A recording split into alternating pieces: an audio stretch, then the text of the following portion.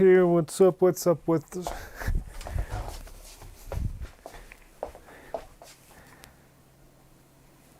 What is up with this microphone? Can you guys hear me? Oh yeah, that's better. Okay. Wow, what a crazy chaotic start. I was getting freaked out there for a second because my YouTube video description and the thumbnail and everything was still on an older version, and I was like, I just changed this.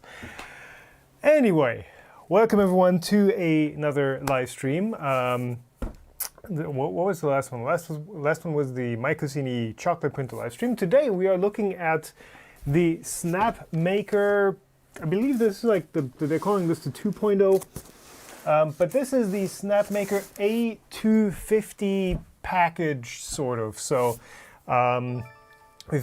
we've got the printer itself, which is a 3-in-1. So it's a 3D printer. It is also a CNC mill router, light duty engraver thingy, and it's also got a laser head. And that's when I got like a bit skeptical, because I don't like lasers that are not properly enclosed and properly shielded and kept safe. So what they also have is the enclosure for the entire printer, for the entire machine, which is red acrylic panels. And the interesting thing is, when Snapmaker originally reached out, so I've had these parts for a while, I insisted that they would also send the enclosure if they were going to include the laser unit. So they sent out the enclosure with this one. But now if you look it up, at least on German sites, they are always including the enclosure. So I believe that is a safety and CE certification sort of thing, where they maybe got into trouble for selling it without the enclosure. So that's a good move. These two, like I said, you buy these as a bundle now, are about $2 grand. So that includes, I believe, the 3D printer head, the CNC head, and the laser head, and the enclosure, which isn't actually price-wise not that bad. What they also sent over is the rotary module. So this is a 4th axis for the CNC part of the machine, though. I mean, you could use it for the 3D printer, and I'm still out of breath. You could also use it for the 3D printer and for the laser, and like laser engrave brown stuff. I don't know. Give me 1 second here. I need to move around. Actually, wow, these packages are quite big. I need to move around one of my screens here, so I can see what you guys are writing in chat, and hopefully not knock over the camera in the process. Oops, almost. So that should be better. Nah, that's worse. Come on. So today's goal for the stream is basically to have the 3D printer part of it running. So getting the CNC and the laser parts up and running. I mean, might be a bit too much. It is already almost 9 p.m. here, and I've been working all day, as one does on a Sunday. So yeah, we're going to try out the 3D printer part of this. And I think we're going to see the software that goes with this, because I believe they do have their own slicer, I guess, CAN package that does 3D printing and CAM for both the CNC and the laser. So we'll try this out. So this goes bye-bye for now, and we're going to take a look at this in a future stream, I hope. We're also going to get rid of the enclosure, and we're just going to open up this package for now. So this one's a lot lighter than the machine itself. I'm also not quite sure like what revision Snapmaker is on, etc. So this is the A250, and I've seen you can get the A250T now. I have no idea what the changes are with that revision, whether it's a major change, whether, you know, me having a look at this machine right now with the like successor out already makes any sense at all. I have no idea. You guys in chat probably know more about that than I do.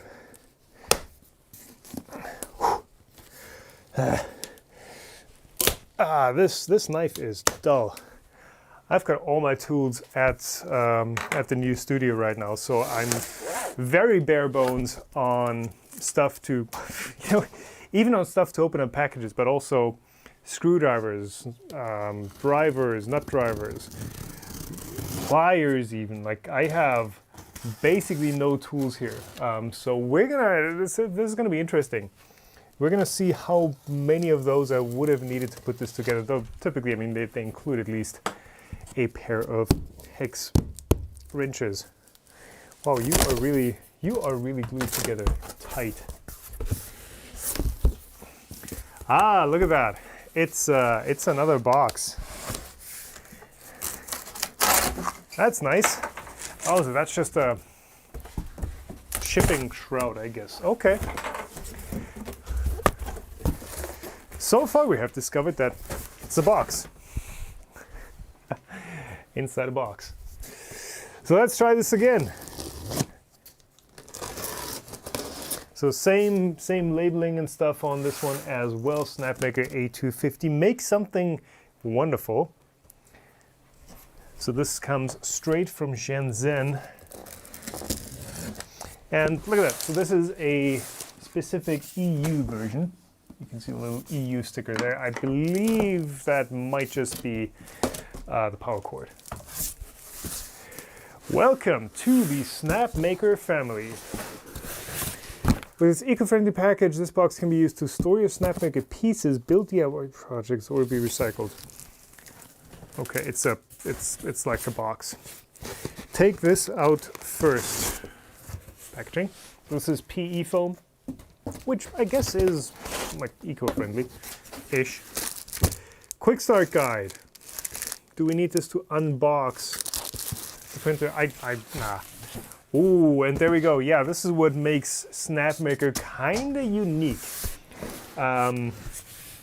So these are 5 linear modules, and I believe these are actually identical. So we've got 2 for the Z-axis, we've got 1 for the X-axis to go across, and then 2 for the Y-axis, which makes sense. By the way, is chat frozen or something? Because I'm not getting any updates here. Somebody say hi. Oh yeah. Yeah, okay. Chat was frozen. Crazy. Okay, A250 is way more silent, seems to be less failure prone. I was wondering why you guys were so silent. Let me see what I was missing. So yeah, build volume 250, as the name implies, roughly. It's a bit less than 250. I think it's like 235. Kyle, this thing is 2K. Yes, this thing is 2K. It comes with the enclosure. And it's also got 3 tool heads. So I mean, it's not cheap. It's not cheap, but yeah. The enclosure, if you buy it separately, is like, yeah, $500, as is the 4th axis. The 4th axis is about $500 bucks as well. Nice packaging, I gotta say. This looks very clean. Good labeling. Everything is just in cardboard boxes. So let's take a look at the tool heads. Okay, so let's start with the simple ones. Okay. This is all, wow. Certainly it does look nice. So let me get you guys a quick zoomed in look here. So this is the 3D printing tool head. Wow, this doesn't, okay. So there's, yeah, it's a slide lock. So this reminds me of like OnePlus phones with the slider and stuff and the chamfered edges. A bit of a different tone in the reflection there, but that looks extremely nicely done. You've got a connector up here. I believe that's the same one for all the tool heads. Yes, there we go. So you can just plug in your wiring. The filament though, this is a direct drive, obviously, because you have the extruder right in here. No reverse button, but That should be all right. And then how is this fixed to the printer? So it looks like it's just 4 screws in a pattern. So that's pretty cool. That's a pretty cool tool head. So that is the 3D printing one. Has a clear silicone sock on the heater core and a sensor. That looks like a tiny little inductive sensor on the bottom here. Cooling shroud, very slick tool head. Then of course the C, this one is hefty. So you can notice this one has quite some weight to it. Of course, no filament feed on the CNC tool head, and just the spindle. So this looks like an ER11 size, call it, which is it looks the size of an ER11, but it is not an ER11 as far as I can tell. So this conical surface on the inside is quite steep, so I believe that does take some proprietary collets. Yeah, no noticeable slop or backlash on the spindle here, but it does have quite a bit of stick out. It's pretty massive though, so I don't know, maybe I'm going to be able to take this apart and have a look at what's inside. Some ventilation on the sides with a coarse filter grill. It is ER11. That is cool. Okay, thanks CNC Maker and Jeff for clarifying that. So that's good that this is a standard collet. And then lastly, we have the laser tool head, which is plastered with warning labels. So that is interesting. Okay, so not only do we have the laser output itself. Yeah, this is not plugged in, so I can look straight into it. You can't quite see all the way down there, but there is a laser diode visible in there. But there is also a small LED and a camera module in there. So I guess that's because you have the enclosure around this. When you use it, you kind of want to keep an eye on what's actually happening, and that's what they're providing you with the camera. And of course, because the enclosure is red, you wouldn't see anything, dark tinted red.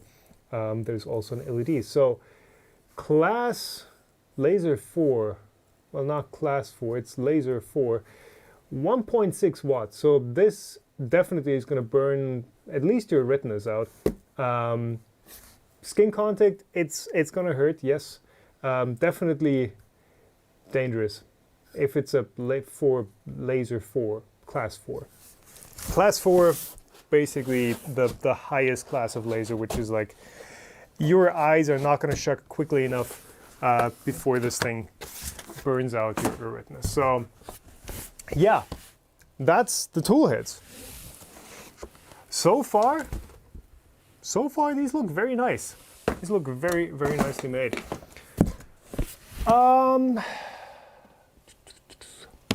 Pao is already commenting about issues with his printer, with his A250.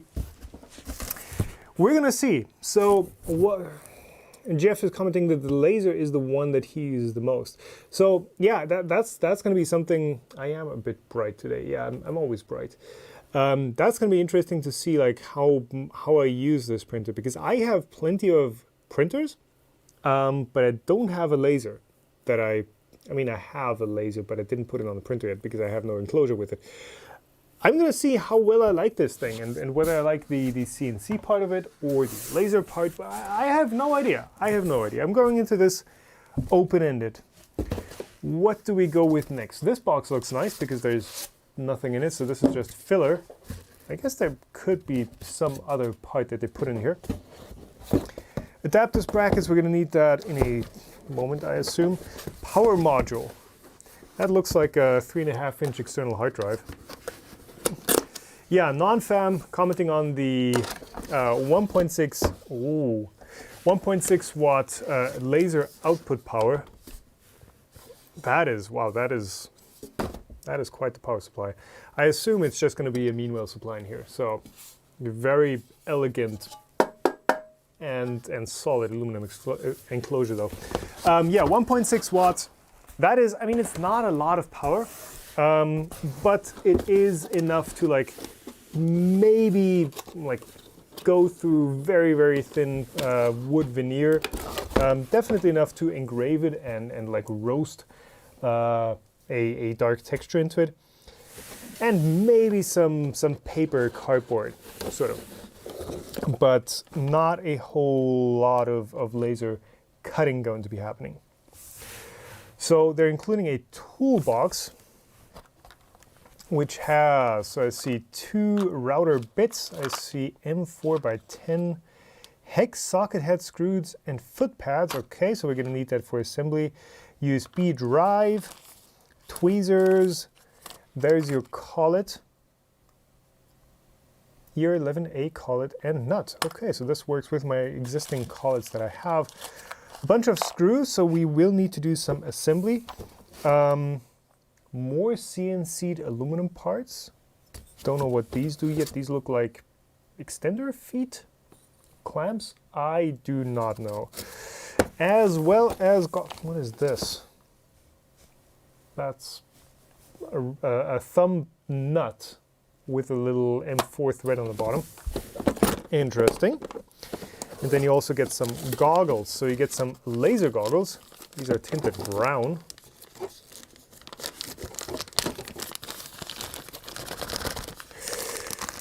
Nimek wonders if there's any consideration for fume extraction. So I don't think there is. Where's my Stream Deck? There's my Stream Deck. So these do not fit around glasses. There's a very big gap. So the way I would have to wear these is on my eyes like that. There is also a gap at the bottom. So there's about 2 or 3 millimeters that I can look through at the bottom here.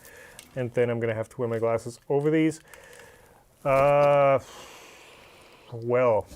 if anyone can recommend like proper laser goggles, I assume this is like a 405 nanometer diode laser. If someone can recommend laser goggles that go over regular glasses,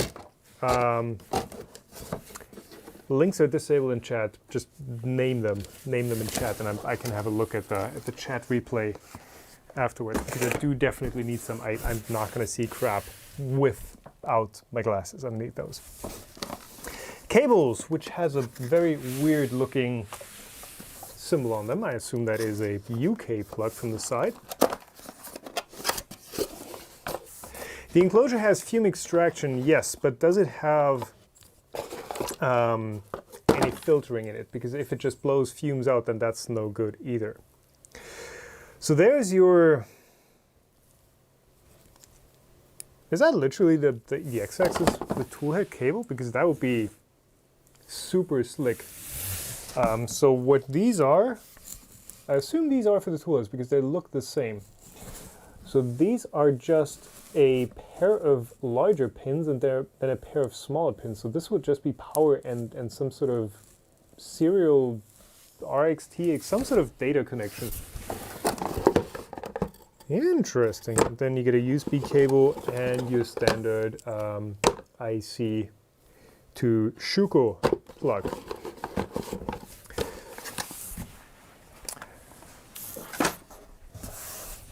CAN bus? I have no idea. I might put like a logic analyzer or something on that and just see what comes up. Adapters and brackets, okay.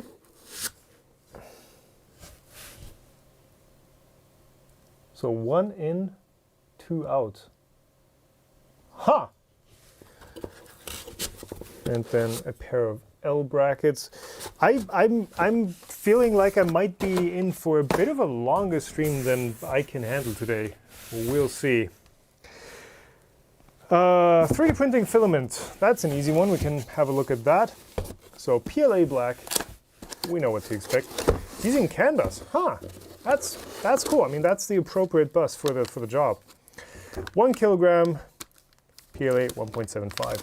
That's exactly what we expected. Touchscreen. So this is an interesting one because this is literally your controller, and it is, I mean, look at that. It is basically smartphone screen. It looks like it's like an older 16:9 and not one of the newer taller style screens. So there's a Pixel 5, which is a small phone for today's standards for reference. And if I line up the screens, yeah, this looks like a 5-ish inch screen. Definitely cool touch that it's, you know, it's like a phone, it's the size of a phone, and it comes on one of these spiral cords, which is very rigid, very stiff, by the way. But you can use it like a phone, and you can detach it from the machine, and then you get a little bracket for that. I'm gonna have to start using my workbench behind me here because I'm running out of space. Work platform, 3D printer, CNC, and lasers. So these are, okay, give me 1 second. I'll just put this on the floor for now so we can take a better look at what's inside here. Yeah. Who knocked that top camera? Wow. Why are you so out of square? I didn't even notice that. Okay, we'll deal with it for now. So, work platform. The cord is too rigid, folks are saying. Why are you... I don't like that this is crooked because that means that it's falling down.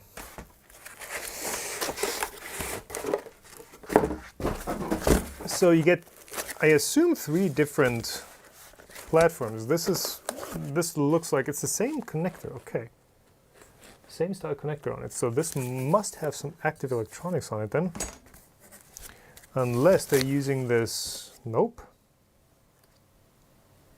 Okay, so it looks like they're actually using this connector, the same connector for different functions depending on what exactly they're driving with it. So the bed has the same connector on it with the 2 larger pins on the outside and then 2 small ones on the inside. But this looks like it is literally just power for the heated bed and then the thermistor on the small one. But it's the same style connector. Interesting. Magnetic bed with a thermistor taped to the center spot there. So this would come off. There we go. And this is a...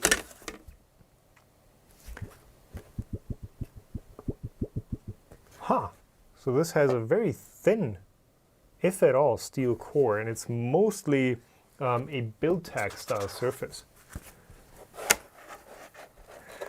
The CAN chips are where the cable meets the bed. Okay, so this little bit underneath would be would house a CAN transmitter, transducer, transponder chip. And then okay, with an ADC. Okay, that is very modular, but I doubt that is cost effective because for something like a bed, you really do not need CAN communication. Okay, heated bed, tons of magnets. We know what that looks like. So next up we have the build, or the bed platform, and this is die cast. That's cool. So skeletonized bed platform. This thing is incredibly lightweight for what it is. Huh. Okay, okay.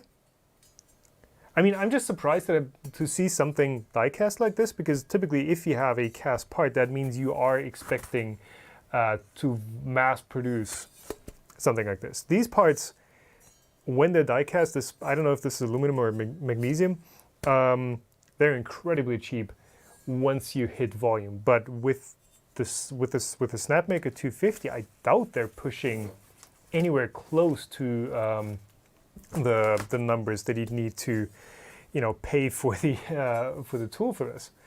So, yeah, Paul, as he's saying it, the whole machine isn't screaming cost effective by the looks of it. Exactly, yeah. So I can think of a dozen cheaper ways to build this, but okay. And then we have heat sinks. So we have a 3-pack of black anodized heat sinks. Okay. And an MDF board. So this looks like the CNC waste board, actually. I wonder how much these are if you buy a new one, or whether they expect you to just machine your own once you waste this one or you wear through this one. Okay.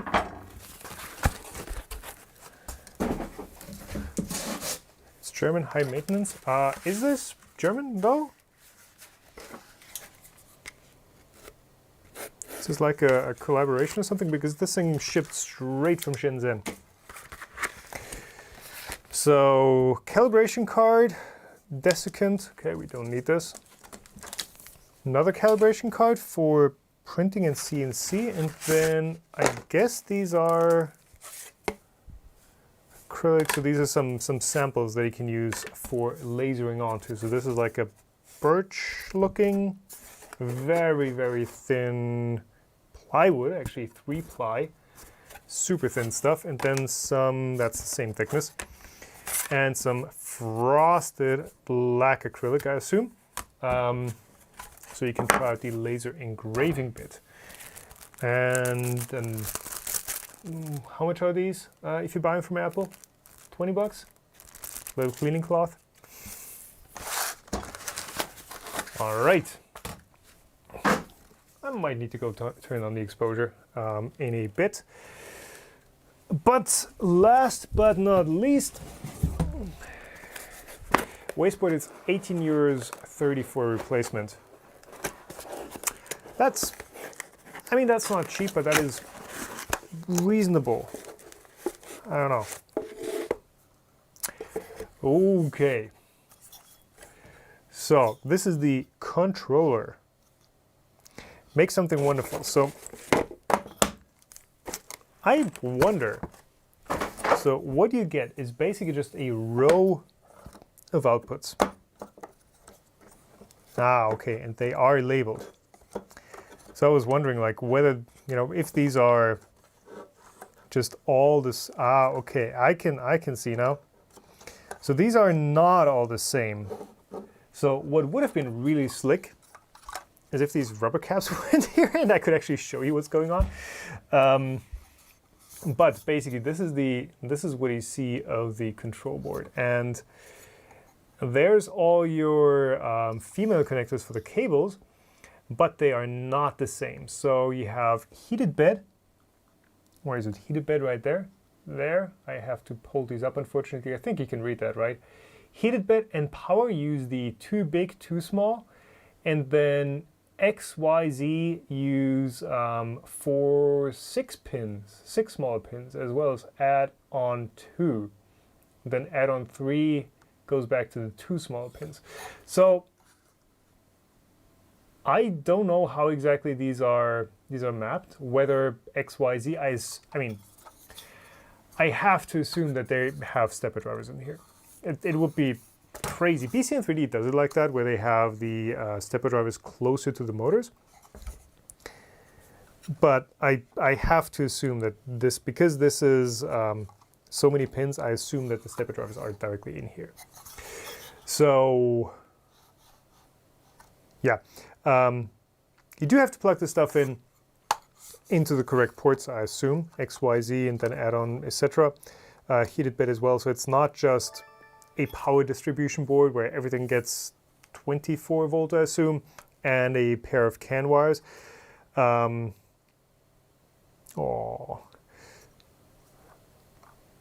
what is this? So these are actually dedicated outputs. What is this though? So we've got a USB-A host port. We've got a USB-C. Wow, this is hard to do mirrored. We've got a USB-C that is labeled screen, and we've got a mini USB by the looks of it. Yeah, this is mini USB that is unlabeled. So I am lost. Like, yeah, USB drive goes in here, but like, is that actually USB-C? Is that like DisplayPort that they're using, or? Well, yeah, DisplayPort over USB-C, and then you have the data channel for touch, and then is the mini USB the uplink? Then that would be I mean, mini USB. Come on, you put a USB-C port on there, and then you give me mini USB. Oh well. Anyway, that's that. We get the controller cables, and these look fairly universal. These are labeled Y, Z, and then nothing on this one. So that's an oddball.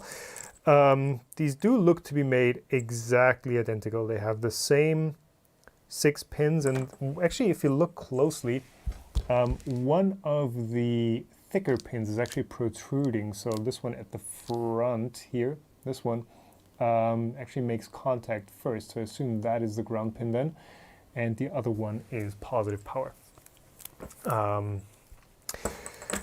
Cool. Very slick, very Apple-esque. Definitely very Apple-esque. Where did I put the power supply? I put it back in the box, didn't I? Yeah. Just to give you like a size reference again, and I'm gonna keep this out of the box. That's the power supply. That's a chonker, and it literally just goes from IEC to one of the proprietary connectors. Well. And before we get into the manual, let's have a look at one of the linear axes.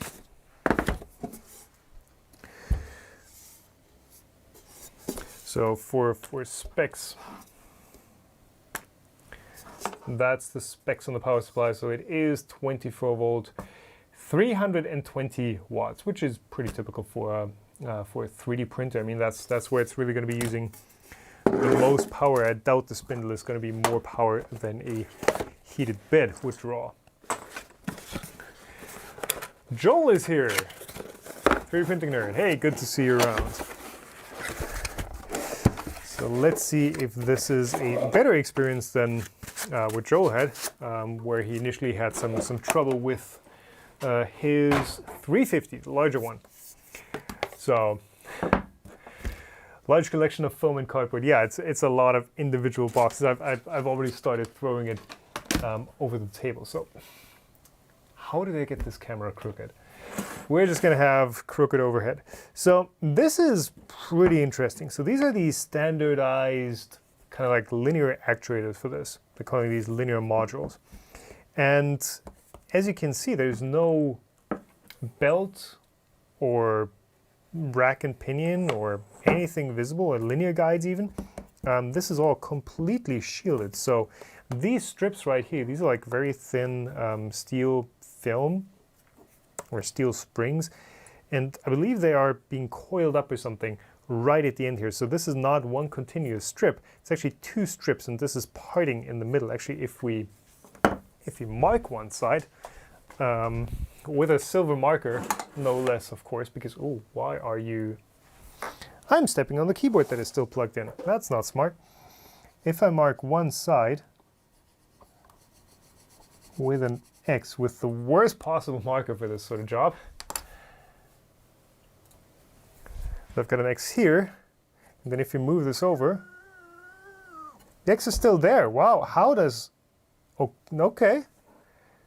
So it is one continuous strip.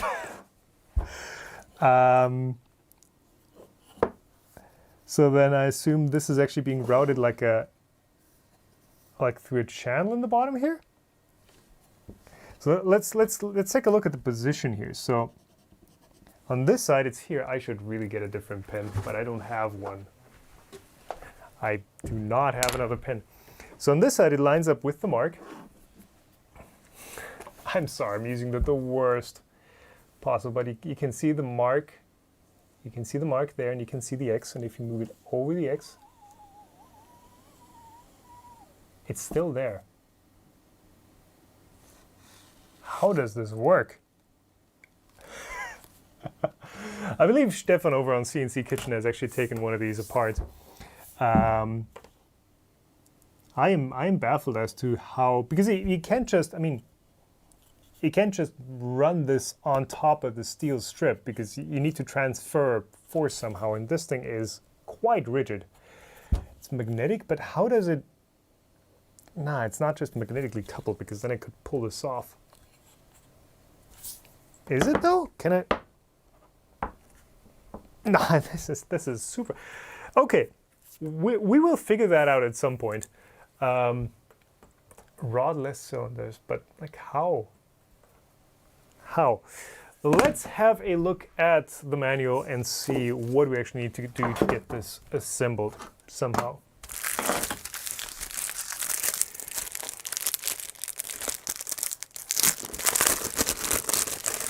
And before we do that, let me just do a, that's the overhead mic. Let me just do a quick adjustment of my camera. There we go, that should be good. Magic arms, so good. Yep. That's better, isn't it? Yeah, it's a bit off center to where we usually work, but at least it's not crooked anymore. How much? $2 grand for the printer, including the enclosure. So there's your another nod to Apple. You've got your Snapmaker stickers that you can put on your car. I don't know where people put these. I'm not much of a stickers guy. Quick start guide. Let's see how quick this is. Oh yeah, by the way, you can have a join our community. $138 US. What is this? Oh, that's not part of the thing. Share everything about Snapmaker. Hashtag Snapmaker. Win a prize! You'll have a chance of winning an ultimate prize and a couple of coupons. The detailed rules are shared in our Facebook group. Okay. Quick start guide. Should I rotate this camera view? I guess that would make sense. Can I rotate you real quick? Transform. Rotate 180. Yeah, no, that's not what I wanted.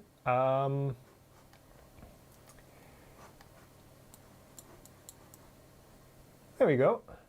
OBS, so nice. If I go there, then you guys can actually read along to what we're doing here.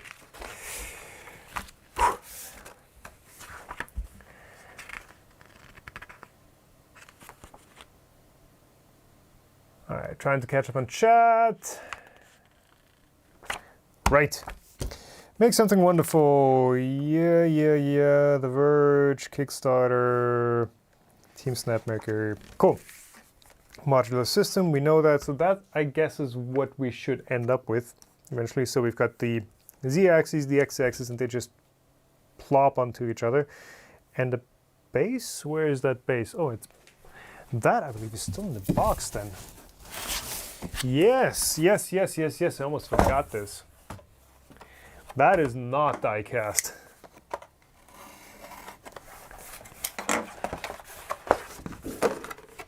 That is die cast. Okay. I was gonna say, hey, this is just a slab of aluminum, but no, it is another die cast part. So, is there a material indicator on this? There is not. But you've got the serial number 4478, so I assume that is just incremented linearly. So this will be the 4,400th machine that they make, or that they made. Not enough to pay off for die casting, for that die casting tooling, but hey, that's the base. That's what. Not interestingly, there's no machining on this, so the positions where your Z-axis mounts to, which is here, and then where the Y-axis where the Y-axis mounts to is just plain die cast aluminum, I assume. It does look sufficient. It does have maybe optically there's a bit of a hump to it. But yeah, the modules are like sufficiently rigid, so I doubt that's going to be much of an issue, though the Z-axis assembly, I guess that goes here. That might be interesting because there's no control for whether these are ever so slightly crooked. Not that it matters for a 3D printer. And for CNCing, I guess you wouldn't worry about that sort of accuracy on the z-axis because you're not going to be like milling very tall and fiddly. It shouldn't matter, right? Okay. Mitch, what are you saying about pricing? I looked up pricing before I started the stream, and it looks like pricing actually went, oh, wow, I'm very bright. Pricing actually went up about a month ago from like 1,600 euros to 1,900 euros. So I don't know if that is when the T came out, or whether they included the enclosure at that point. But yeah, if you buy a Snapmaker 250, I guess you're actually going to get a 250T if you buy one right now. Before you start, we're in for 72 pages, so I doubt we're going to be able to do everything today. The goal is to do 3D printing and to get to the 3D printing, and while the first sample part is printing, we can take a look at the software for everything else. Disclaimer, intended use. 5 gigahertz radio, okay, so Wi-Fi, I assume. Safety instructions, do not touch the nozzle. The laser tool is a class 4 laser.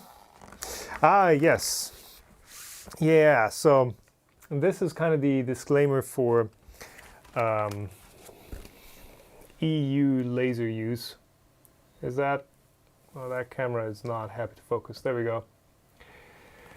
This is a class 4 laser. You're only allowed to operate a laser tool if you have sufficiently specialized and safety knowledge. You know, the physical, yeah. When it is exhausted to the outdoors or through an air filter, the melting of some materials may release toxic fumes, particularly PVC. So I don't know if this is enough to like satisfy CE rules and all the safety stuff included with that, and I'm still not comfortable with like lasers because again, class 4 laser, dangerous stuff. Age recommendation for experienced users and users age 18 and above. Safety labels. Okay, we saw those.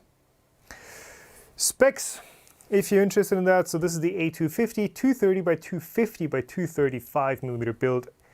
Volume, heated bed goes up to 100 degrees Celsius on this A250, and the tool head goes to 275. So that would suggest that it's an all-metal tool head, though I don't know about that. I'm going to have to take it apart to actually find that out. So the CNC spindle goes 6,000 to 12,000 RPM, which is not a lot. So 12,000 RPM on an ER11, call it. You would like to see a bit more than that. So 30,000 RPM would be a bit more of a comfortable working range. Though 12,000 is okay. It's okay. Like it's not the worst. Then as far as software, people were saying it might be what was I going to say? It might be a walled garden, a locked ecosystem. So software is Snapmaker Lubon. That is their own slicer CAM package. You can also use third-party software to generate G-code files. So it's, I doubt it's going to be locked in. 5-inch Android system TFT. Packaging, we figured all that out. Toolbox with the screws and stuff. So toolbox is over here. I think we're going to need that pretty soon. Get the screwdriver ready. So there must be a screwdriver included. So milky opaque packaging, not my favorite because you can't really see what's inside these. You have to take everything apart. The wrenches are obvious. The painter's spatula is also obvious. Then you get a screwdriver. Yeah.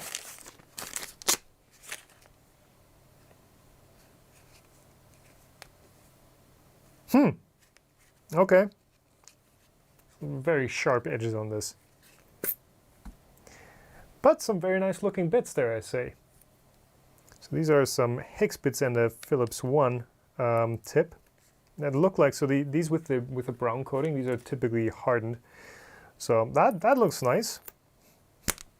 And it's standard 4mm bits, so cool. Hot end kit. So screwdriver ready, it tells you that there are bits in the back. The screwdriver head 2.5 is used for assembling the machine. There we go. Yeah, if it had a bit less sharp edges, this would be nice. Yeah, it's not motorized, it's just a manual screwdriver. The other heads are used for maintenance. Okay, so all you need, I guess, is a 2.5mm hex wrench. I guess if you want to use something else, you could, like the Bosch Go, but I bought this for the Voron assembly, but I've not really used it since. It's just, you know, it is very sensitive. If it's off, it's very sensitive to being pushed in, and there's no RPM control, so like, it's just a finicky tool to use. So we're going to stick with the manual screwdriver for today. Step 1, attach the feet to the base plate. So let's try and start with that. And I will need to kind of make a bit of space here because I will be tripping over this box. Hup. Goodbye, box. So yeah, packaging wise, I guess, yeah, eco-friendly packaging. Lots of it is cardboard. If there was a bit less packaging, that would be nice, but that's what it is. Needs the Linus screwdriver. Do they have a... Oh yeah, Linus used to have the... that was like a standard quarter-inch. What are those standard bits? 6mm or something? That was his thing, but I don't think he used that much anymore. So let's see, are these labeled somehow?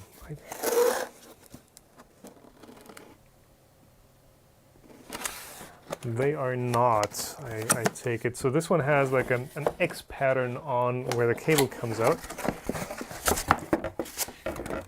And so does this one. So these are actually identical.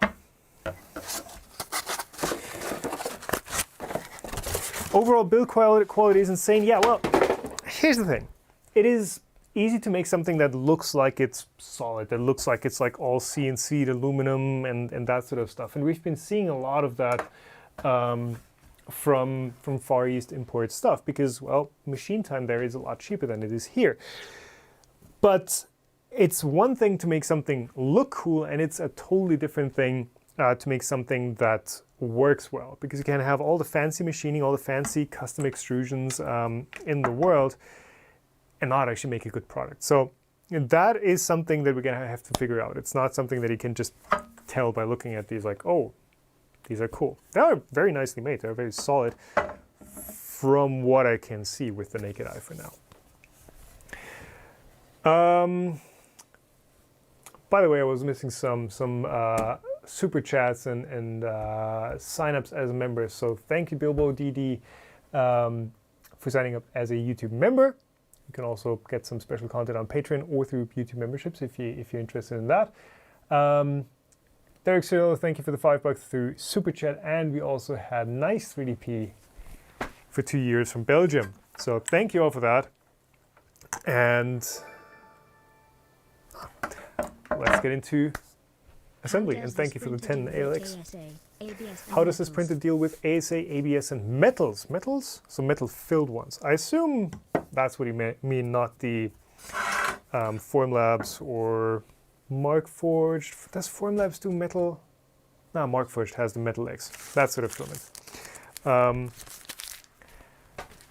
So high temperature should be okay with the 275-degree toolhead. Heated bed might be a bit of a tight one with just 100 degrees on the bed surface.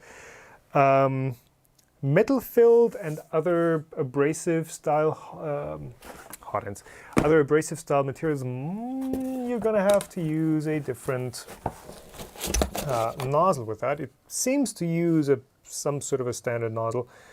Not sure if that's actually M6. Could be. But that's a brass nozzle, and anything abrasive, I don't know, steel-filled stuff, I think is not going to be great for that. It's also very pointy, just noticing. So very, very thin tip on that. And typically it's not the bore, but the tip that wears away first. So abrasive stuff I would not use with this printer without swapping in a different nozzle. Righty-ho. Let's dive in. So feet was number 1. And there's our little milky packaging. Nero 3DP is also in chat. Wow, I'm missing everyone today. So interestingly, M4 screws, and then they use the wider style, or the flat head style. Let me zoom in on that camera a bit. M4 thread and then the flat style head, so that it works with the 2.5mm bit. So typically M4 uses a 3mm bit, but when you have the smaller or the thinner style head, then it uses 2.5. So that is convenient. Means it sits a bit wobbly in the bit, but hey, you don't have to swap bits. Nope, nope, nope, nope, nope, nope. We've already started. So these are standard compressor style feet. And they just go in the corners.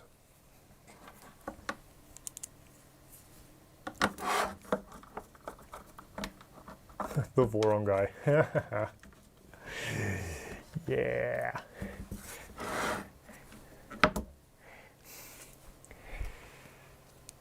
You can change the nozzle, but it's not easy. It's an MK8 nozzle. Well, those are just threaded, aren't they?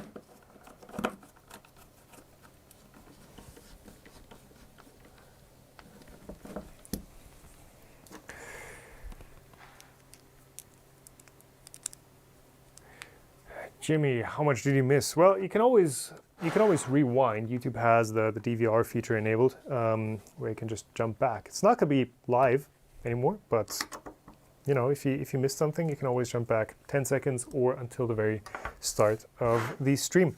So this is cast aluminum. From what I heard in chat, it is actually aluminum. It's not magnesium. But yes, that is die cast material, and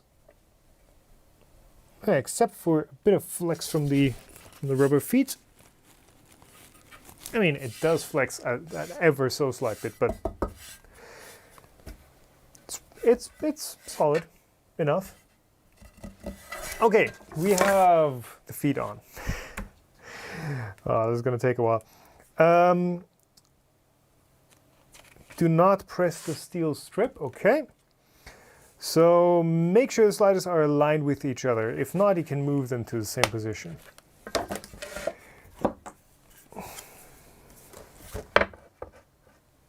So, bit my way. There you go. This should be roughly the same height. This is just for mounting the x-axis at the correct height. So we did that. M4 by 8. Yeah, that's these. Make sure to assemble the platform in the correct orientation. So I assume that is up, down.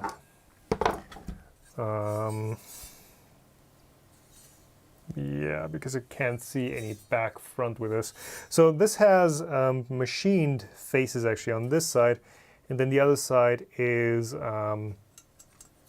threaded inserts, though I don't know if these are steel or whether these are like nickel-plated brass or something, but there are threaded inserts on this, so you're not threading directly into the die-cast aluminum. Instead, you are threading into, except for the ones we're about to thread. So I guess this is because you're going to undo these screws a lot. So these, I assume at least, are the ones that are going to hold the bed, or where the bed is going to sit on, and then you screw from the top into those. These other ones, these right here, you only attach once to your actuator. So these, I guess, are fine to be threaded directly into the aluminum. These are not going to wear. You're only going to do them up once or for maintenance. These other ones will be threaded into quite often. And if you want to, I guess you could even change these out if you ever mess them up or something. Cool design touch. I gotta say, that is a nice touch. So a platform goes out of the way for now. And then we have, with the threaded inserts facing up, we're going to mount these like that. And there's no back to front with this thing. Yeah. So also interestingly, this is like I know this from camera stuff. There's just a cheese plate with a bunch of modular holes. We're just using the ones on the very outside, which makes sense. That's the ones that give you the best torsion resistance, I guess.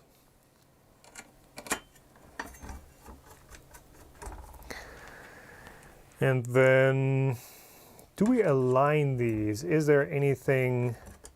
Because right now this can still move quite a bit. Do I keep these loose? Yes. Okay, so it explicitly says, with a little pictogram here, leave about 1 millimeter of a gap. So we're going to leave these loose, and then once everything is installed to the base, these are going to get tightened up. So note on the screwdriver, this knurling on the plastic bit here is actually kind of irritating on the fingers.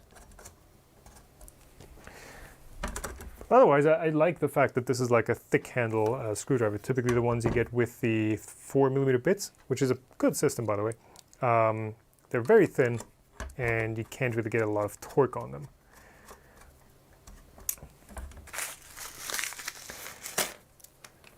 This is good. I guess these M4 screws, they will take a bit of torque to really set them down, and these especially you're not going to touch afterwards.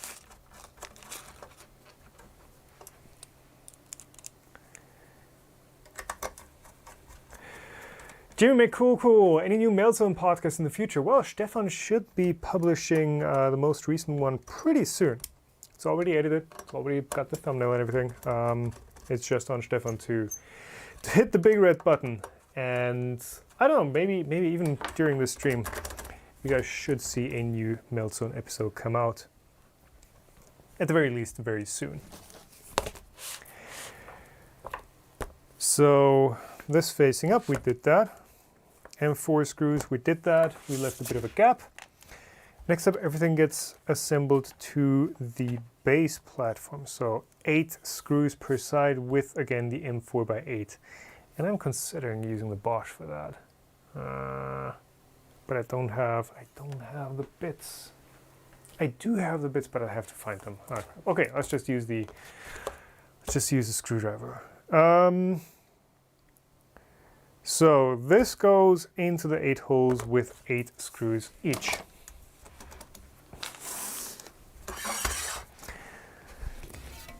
And there is a backwards and forwards position. Yeah, so they've got these blue callouts here. These slots go towards the connector side.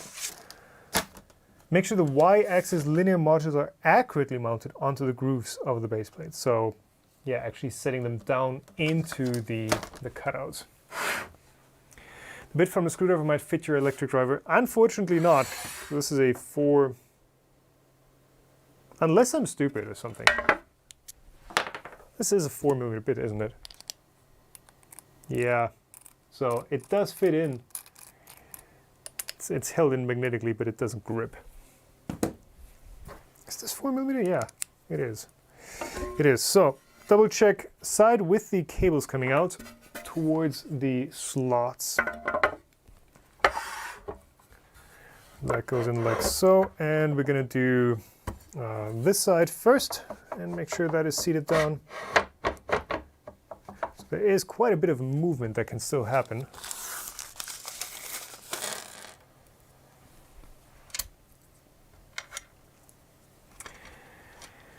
Paying for a modular system without too many benefits. Lots of extra machining that will remain unused.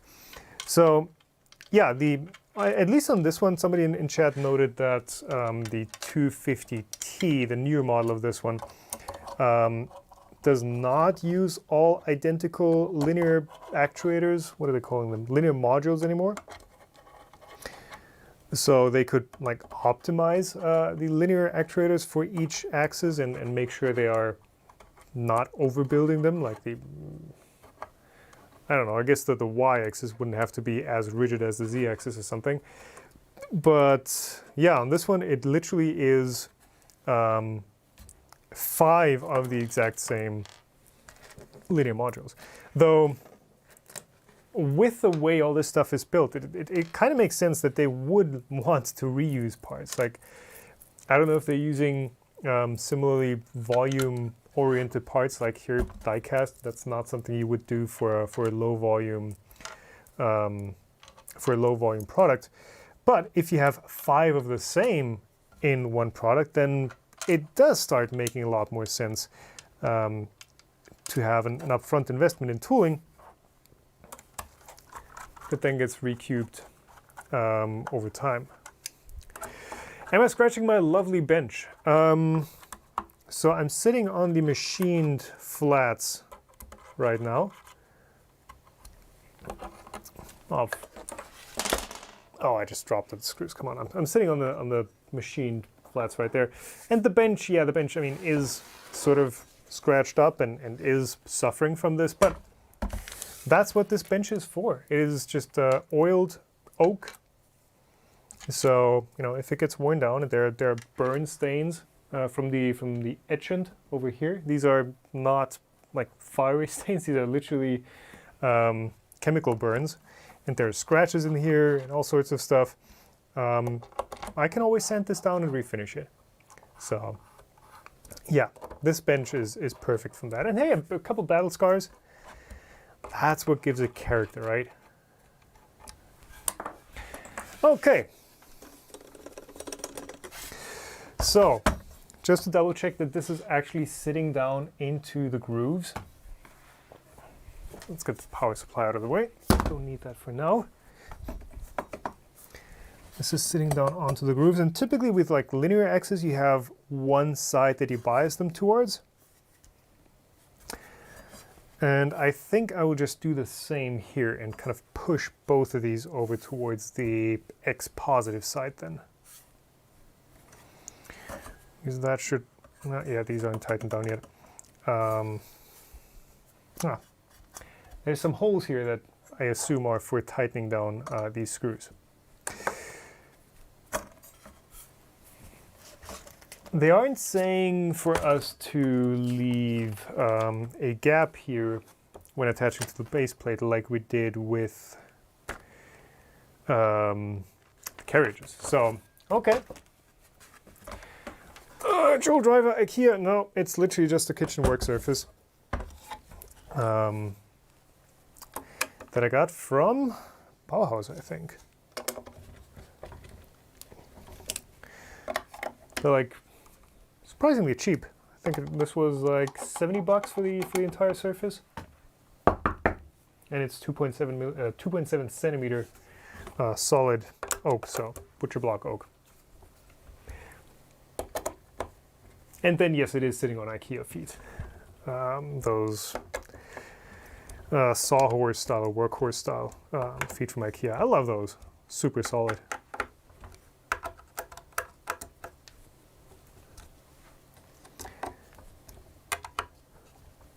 Okay, so that is the first one done. I'm a little worried about getting these two parallel because they do have enough slop in the slots that they could end up slightly off parallel, and this entire thing is going to be quite rigid, so not sure how that's going to be handled. What most does the oak bench have? Well, it's oak. I don't know. All right. So let's give this a spin. Well, it's not. That's how far it goes? There's still like some space left. Ah, it goes a lot further that way.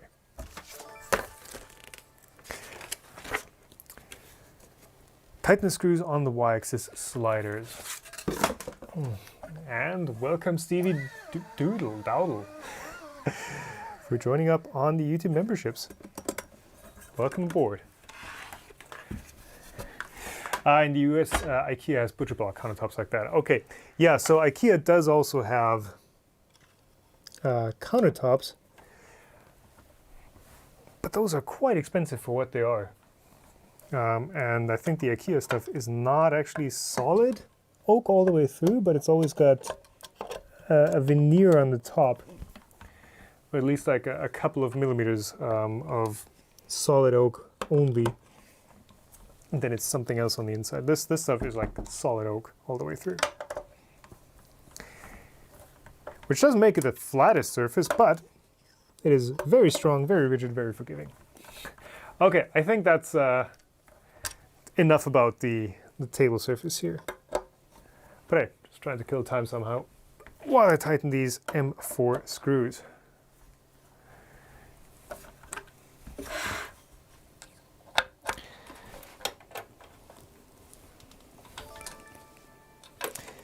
All right, and that should be the last one on the y-axis.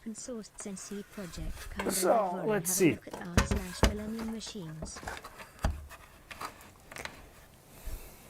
So theoretically, these are sitting down in the cast slots. That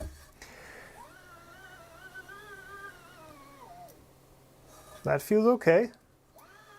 So you can actually hear if I put the mic up to it. Hearing that? A little double click in there. So end stops are also routed on these cables, which makes sense. 6 pins, 4 for the motor, 2 for the end stop. And let's check the other end. It does feel like it's getting a bit tight on that end. But yeah, nah, it's fine. It's fine. The motors are putting up quite a bit of resistance.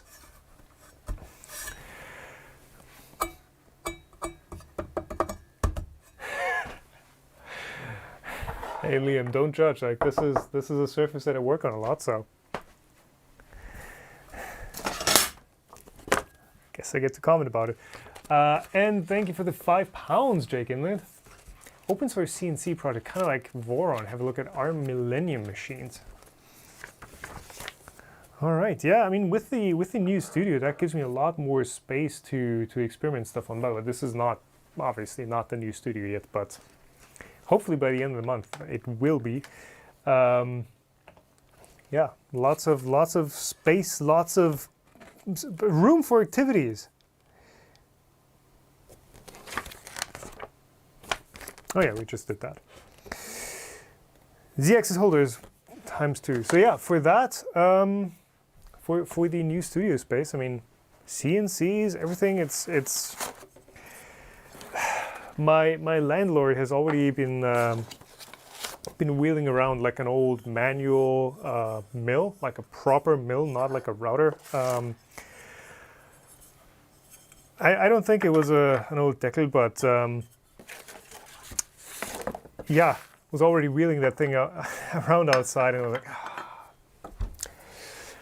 I know he's selling that. This could be mine, but one step at a time. One step at a time, really.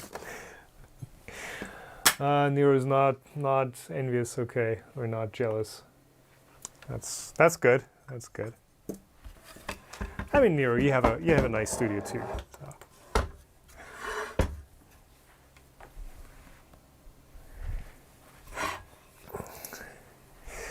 What are we doing? We are doing M4x8. Oh, you guys aren't seeing anything. Sorry about that. So these basically just reinforcement blocks for the Z-axis, and they go in down here like that. So I'm dangling this thing off of the edge of the table here right now. The walls are LED painted. CNC maker, what do you mean? These? Yeah, so this is just an LED light. I can put my finger in front of this and you can see it's just lighting. It's a neutral gray, which I did at the new studio as well. Oh no, don't need to be that close. Bit darker shade of gray. Not quite 50, but one shade darker, and I can do the same. I can just throw up whatever lighting I feel like, or whatever cause you want to support at the time. Makes it very, very nice and variable.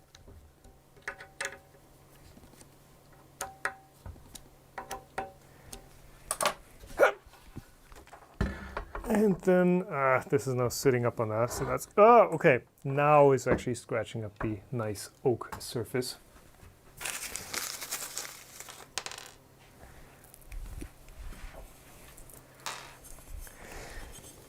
So that goes here.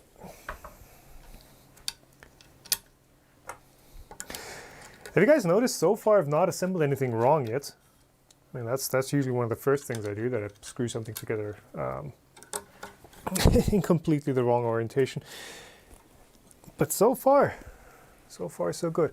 Are we tightening these? Yes, we are tightening these all the way. Just double checking that these aren't, that we're not like waiting for the ZX's drive module to be installed before fully tightening these down.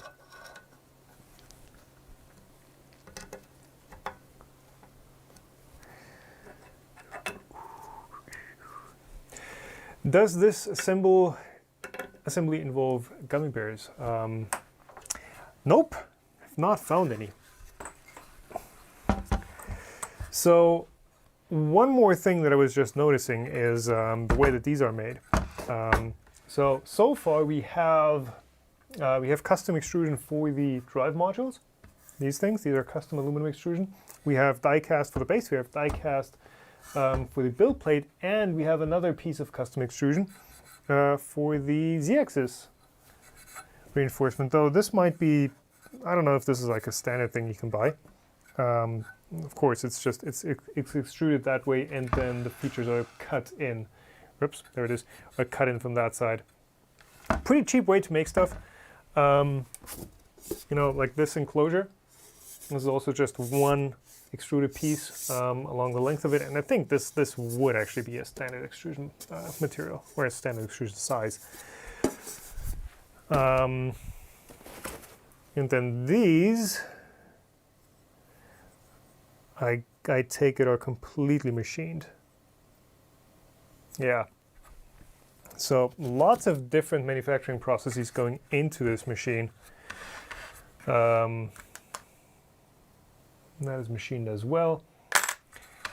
Lots of upfront investment, which of course looks cool. Looks very cool. So,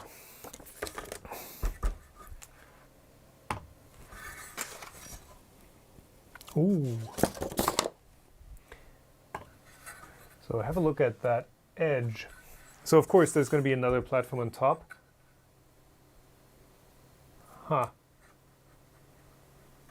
So just to give you like an idea of how rigid this bed is ending up. This is with everything tightened down. It's like, it's okay for the size router you have on there, but it's not the most rigid thing ever. So M4x8 touch screen holder. So we're not adding the screen yet, but just to hold it, because the screen, I mean, it's just going to get dinged up. Goggles, linear module, distributor. Where is my screen? There's my screen. So there is the little touchscreen holder, and it's got magnets in it. Got another pair of magnets embedded in it. Is this? There we go. Yeah, so that's made from the...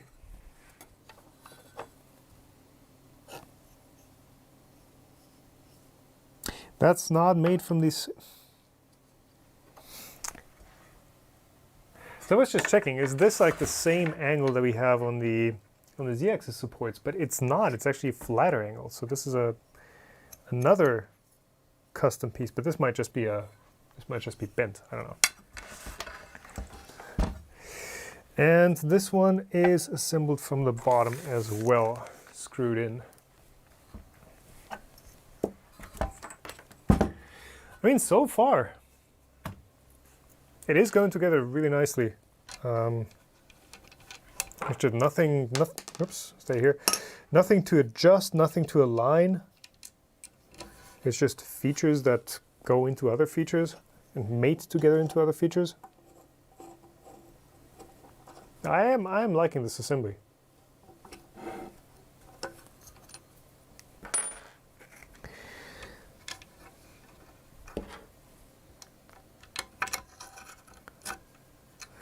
There we go. And let's get this tightened down.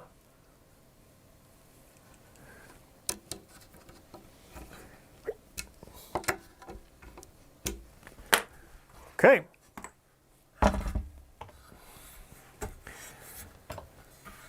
So, Y-axis, phone or control module holder, Z-axis reinforcements.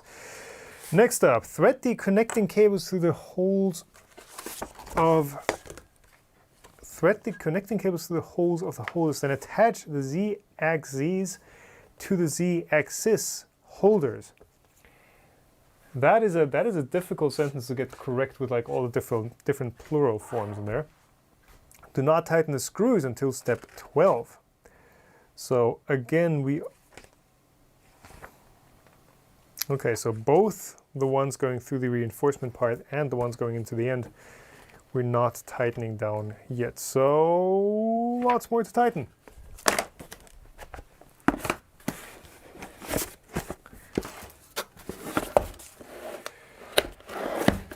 Yes, George Elliott.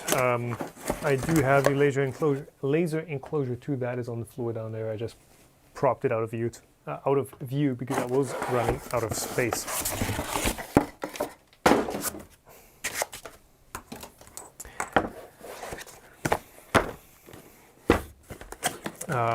I would not use a laser engraver without an enclosure. Yeah, lots of boxes. I mean, yeah, they say this is eco-friendly packaging because it's mostly cardboard. But again, if you don't use any cardboard at all and you just use one big box instead of 5 small ones for the drive modules, then that would be an even more eco-friendly approach.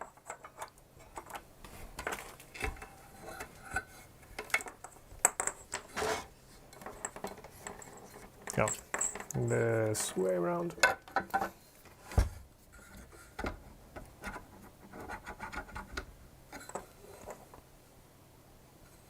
Are we sitting on something? Because this doesn't feel like it's like... I guess the connecting cable is just pushing up a bit too much. But that's all gonna get tightened down. It is starting to become quite heavy.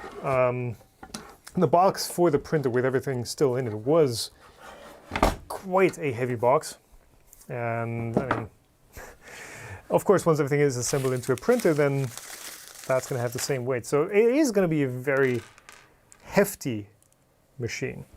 I keep saying printer, but really CNC, combo, everything.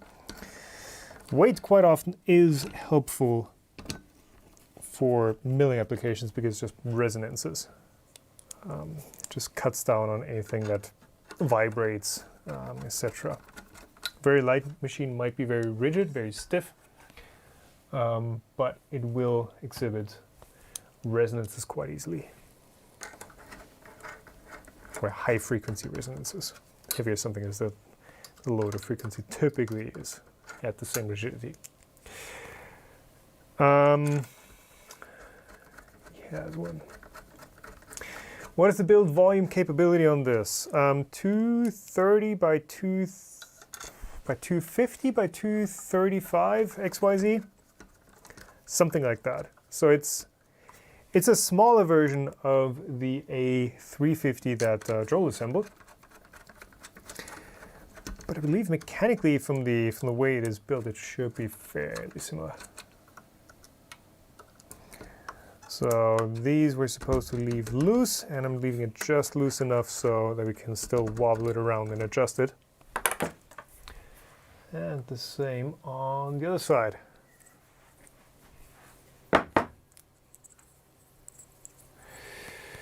George a while ago was commenting, hey, this seems to be the most solid machine that I've ever seen.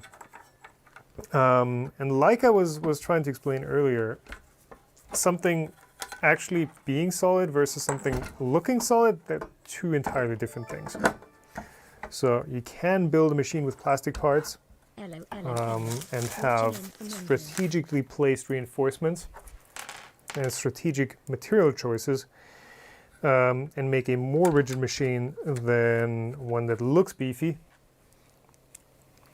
It's all about how you use what you have. So yeah, one thing that I was trying to figure out a while ago, or a bit ago, was whether this base was actually, you know, rigid, because it is die cast. It is very thin underneath, and yeah, it does flex a bit. I don't know if it was just the rubber feet or the actual base flexing, but it does flex. Though once you put these linear rails on top, it does become quite sturdy. With the hand, this, not as sturdy as it looks, or not as rigid as it looks.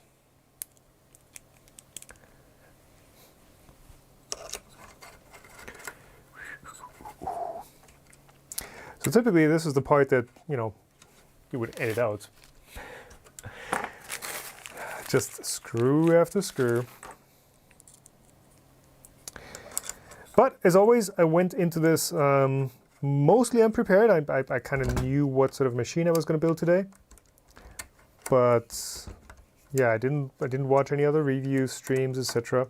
I just know that the hearsay from Stefan, I think, took one of these actuators apart a while ago. From his Snap, what are we standing on? Oh, we're standing on the manual.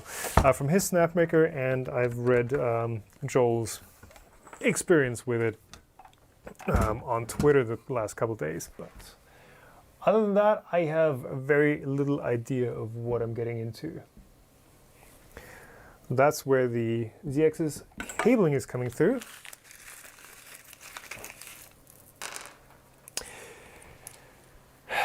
Quetzalcoatl, Quetzalcoatl, I don't know.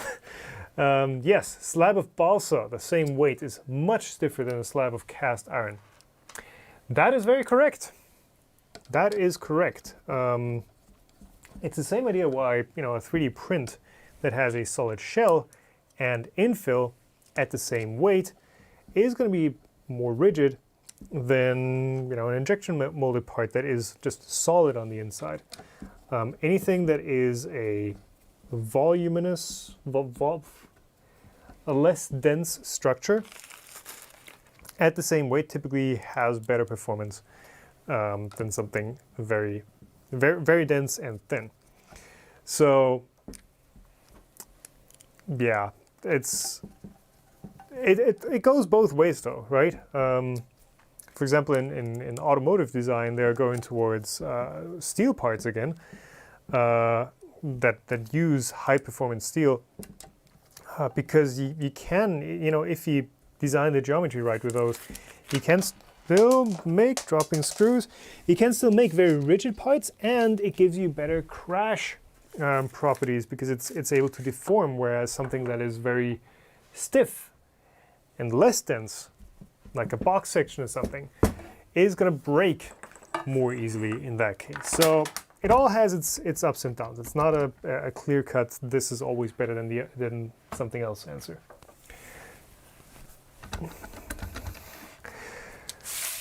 Okay, so we screwed this all together.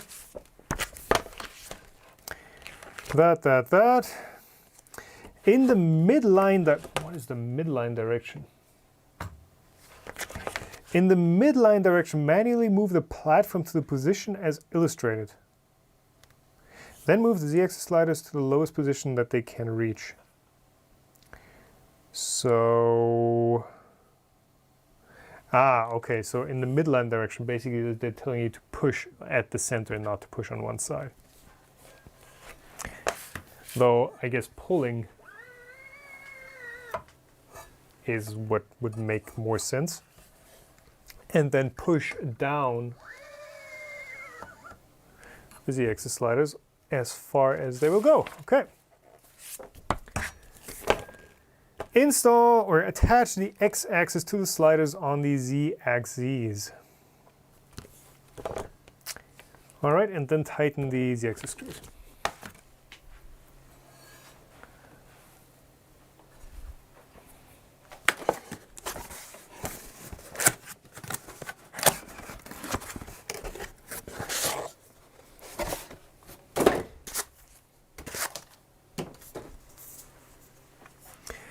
And we attach with the cable coming out towards the X positive side. Okay.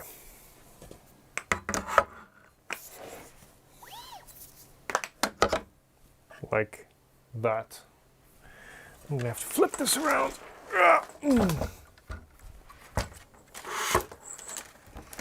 To actually attach it. So far we've only been using the very outside screw holes of these, what do they call it, gantry pieces.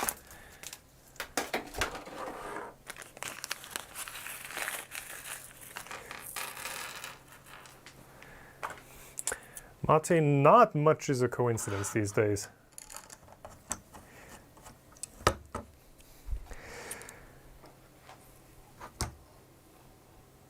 Oh, and now we are not using the very outside one. Okay, we are actually using one in from the outside. Interesting. GNZ is asking about the Prusa XL versus this thing, because they are a similar-ish price. So this thing is $2,000 including the enclosure, or that might be the newer T model, I don't know. The Prusa XL is also, I think, like $2,000 for the same single, not for the same, but also $2,000 for the base model. That's what I was trying to say. Prusa XL isn't out yet, so I can't really comment on it, but I believe it's a bit bigger though, right? At least. But on the other hand, like, you get the laser and CNC toolhead and all that included with the Snapmaker, so. I don't know, haven't used it, don't know about it. I don't know how well this machine even works. I don't know how well the Snapmaker A250 works. I don't know how well the Prusa works, so it's, you know, drawing comparisons between dissimilar machines, one of which isn't released yet. I don't know. It's tough to do.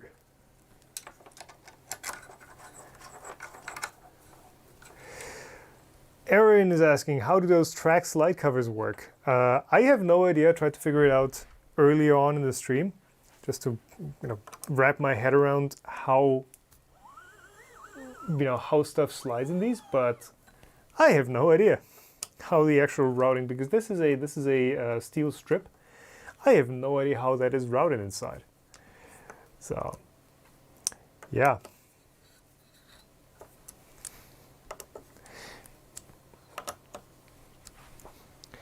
So these do get tightened up all the way, yes.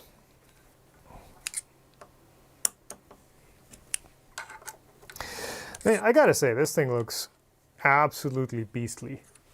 Oh, and the bit got stuck again. Just looking at it from that angle, with like the plates mating onto the linear module with this plate sticking out. Everything's like reinforced. It is pretty crazy. Actually, let me check one thing. Is this the same hole spacing that I used on this guy? Nope, it is not. This is sort of the.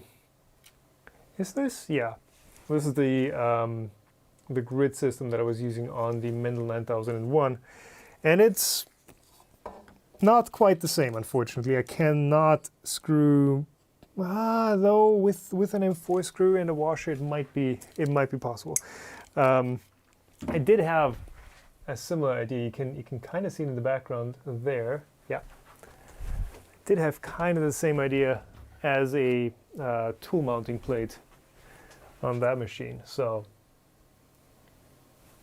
definitely reminds me of this. Though mine's plastic, this one's aluminum, and I've got a couple tool heads for mine already. A couple different 3D printing tool heads. While there is only one for this Snapmaker yet.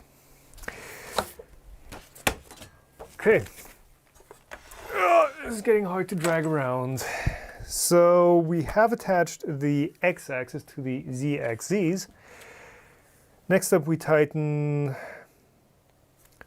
the reinforcement bit. So these bits here, these 6 screws, and then I assume we're tightening the ones at the bottom. Okay. So, more screwing.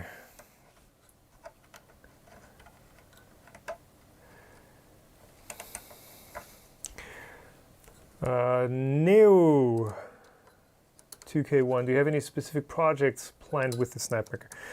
Not yet. Not yet. I'm trying to feel out what this printer is and whether you can actually use it for CNCing and lasering and all that sort of stuff, what it's good at. So, you know, assembly first, then today, hopefully, what time is it? 10:20. Yeah, I think we should be able to do like one quick 3D print. And then after that, I can start playing with the CNC and the laser functionality. Again, I have no idea whether this thing is good at CNCing stuff, whether it's good at laser cutting stuff, or whether it's a solid 3D printer. And you know, whichever one of those it's good at, I'm going to be using it for.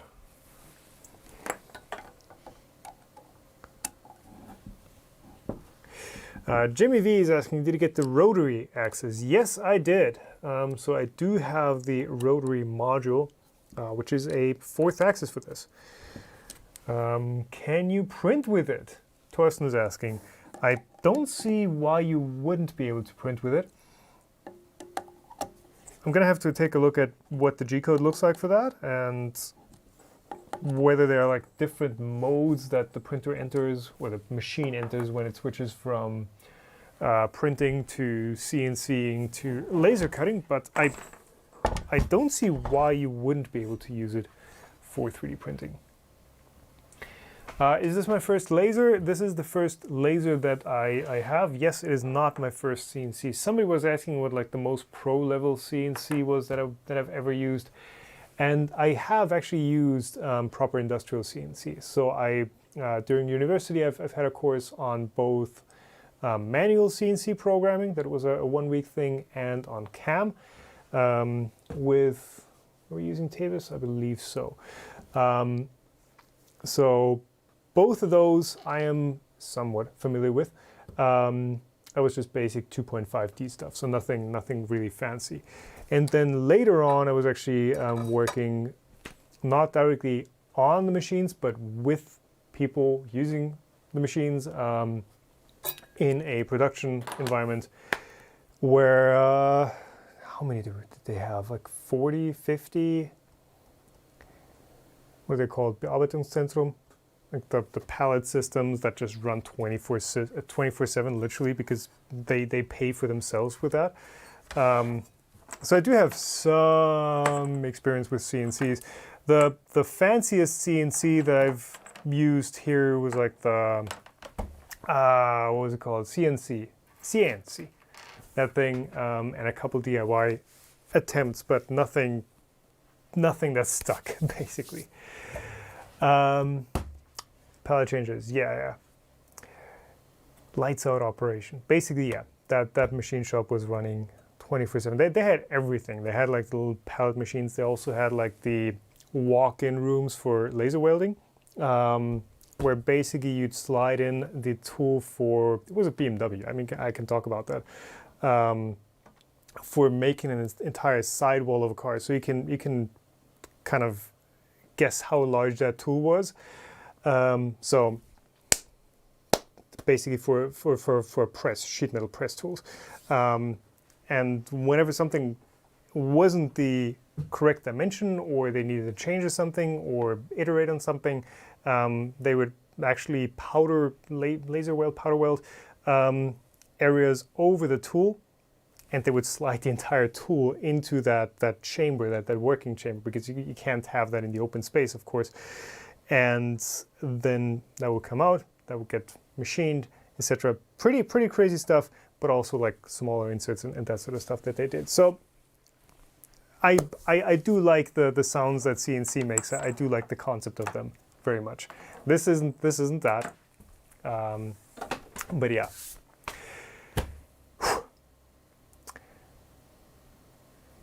Magic, yeah, I hate not knowing words in English. So do I. I very much dislike that as well. But hey, some stuff I don't know the German words for, right? Some 3D printing specific stuff, I really don't know what to call it in German, so it goes both ways. Righty-ho. We have tightened the Z-axis. We have also tightened the Z-axis. Put your hands at each end of the linear module, then move the X-axis to the top. Make sure both ends of the linear module are in horizontal alignment. Okay, so we push this up, and then we start connecting stuff.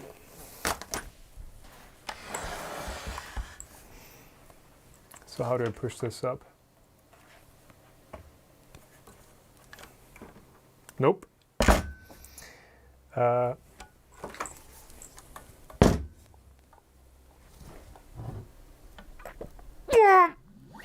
Oh, God.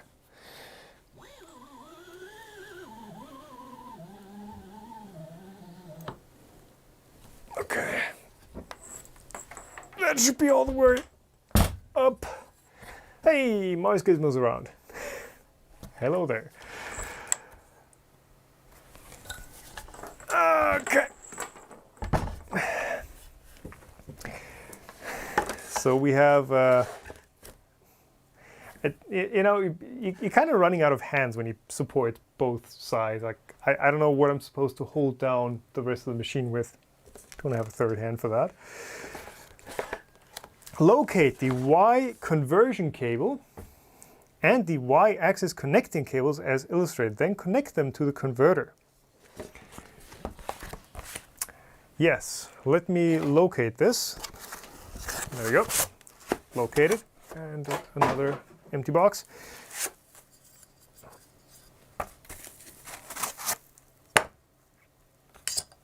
I take it these are identical because they're not labeled.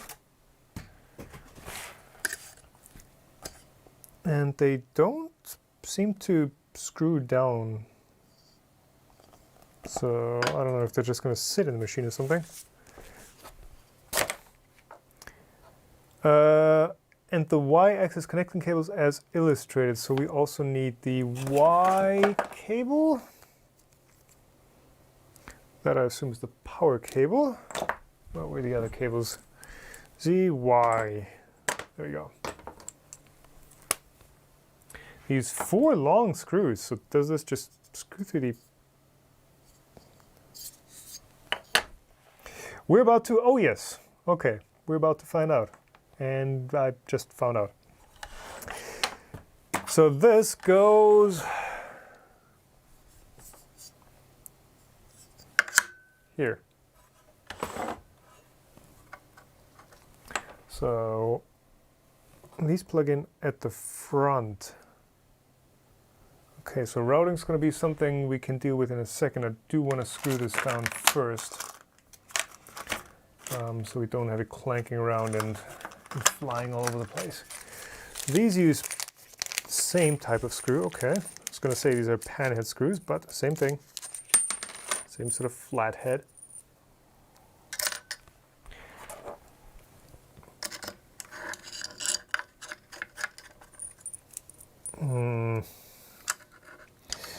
So you know, I can see what they're going with.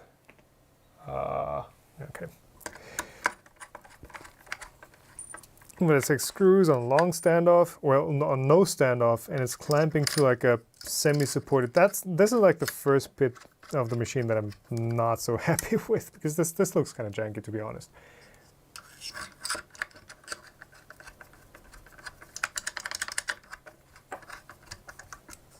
Yeah.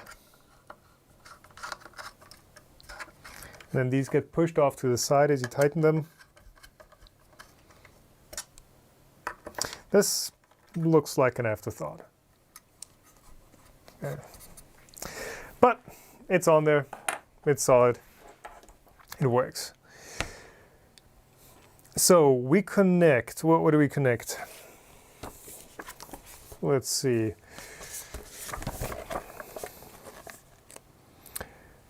Y conversion cable. So this goes through the bottom and then out. That's going to go in last.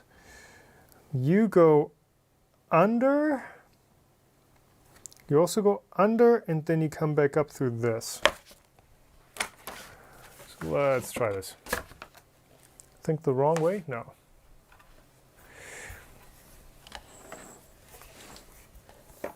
So you through like that, and then you plug in here. Plug in the other way, plug in this way. Okay. And then you also go through here, and you also plug in like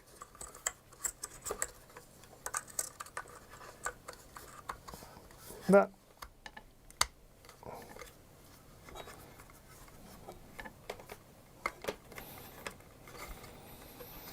Then is there any chance to cable manage this at the bottom? There is not. So this is just going to be loose for the time being.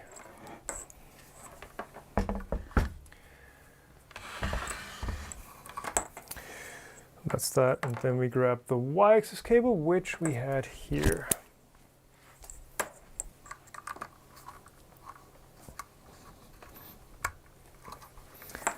All right. So that makes one output into two motors. And then I assume we're about to do the exact same thing right again with the Z-axis connector. Yes, called it. So exact same step, same mounting. Z cable. You can use cable tie to organize the cables. Okay.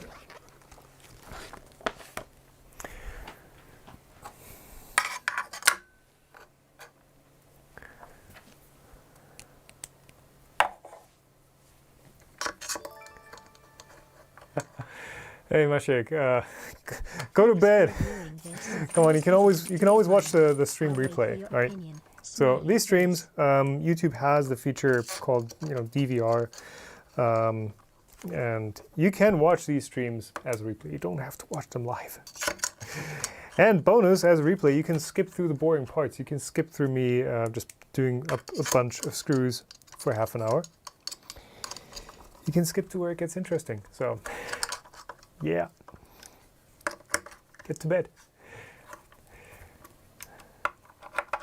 And thank you for the 10 euros, Mars Gizmo. Here's the question though. So this is the 250, the Snapmaker the A250. They do have the A250T out, which from what I hear is supposed to be more silent, quieter.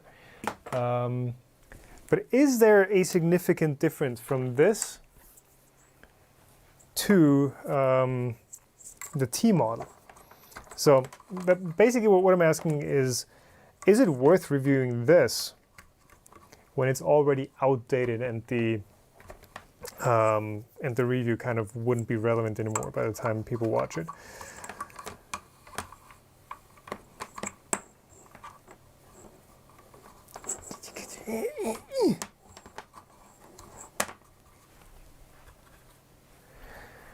And then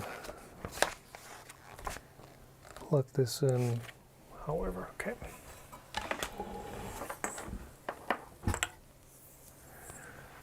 So you go through here. And you also go through here. And you get plugged in.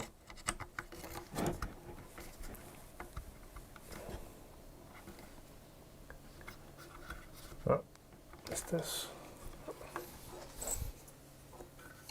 Okay, bye my chick.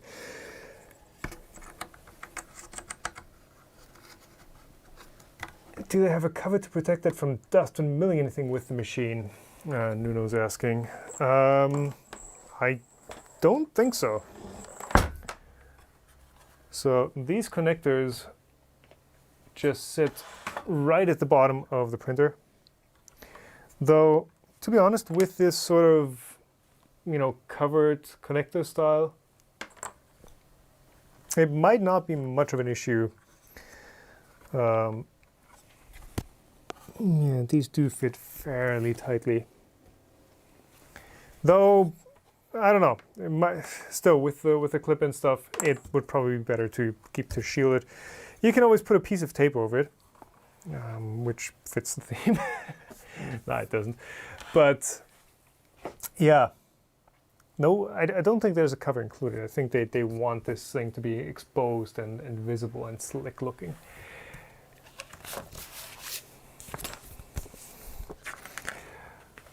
All right, you can use cable ties.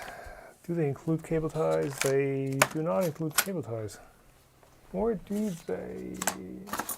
Nope. Controller. Controller goes on to the side. So this goes onto one of these Z-axis modules.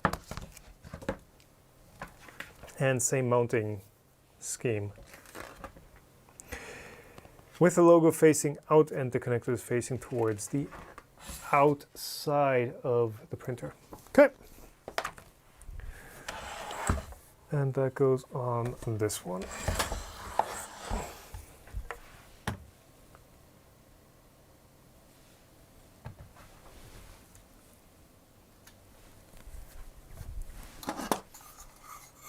So, like that. And I guess I get to decide a height? No, it needs to be...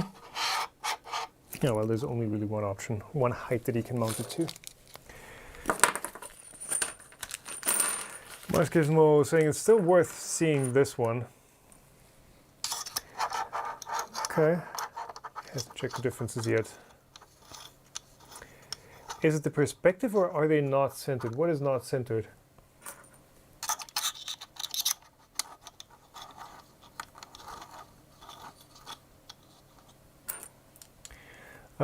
Somebody was asking about the screwdriver. This is the screwdriver that they are including with the kit. It's got a little storage for bits at the top. These are standard 4mm bits, but the long style. So it's decent. It's a bit cheaply made. Doesn't, I mean, everything else on the machine is overkill. This thing does feel a bit cheap, but it's nice to have a 4mm screwdriver with a thicker handle.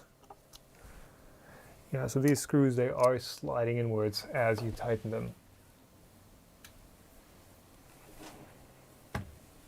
So you can kind of see how offset they become once you singe them down.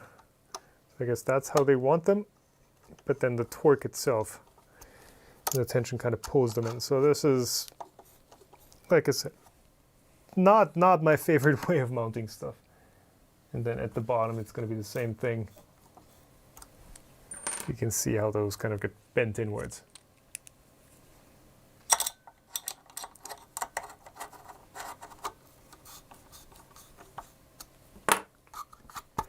But it's solidly mounted, and I guess that's all that counts.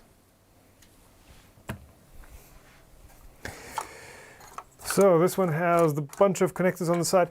Now, honestly, while this is a cool idea to have these covers on just everything, honestly, for, let me see, for the Z-axis, for the Y-axis, and for the X-axis, you're never going to need covers.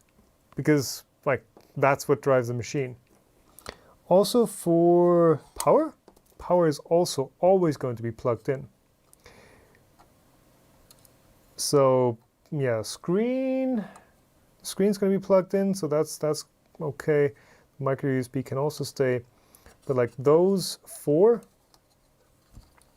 literally do not need connectors. It's kind of reminding me of like modular power supplies when building a PC.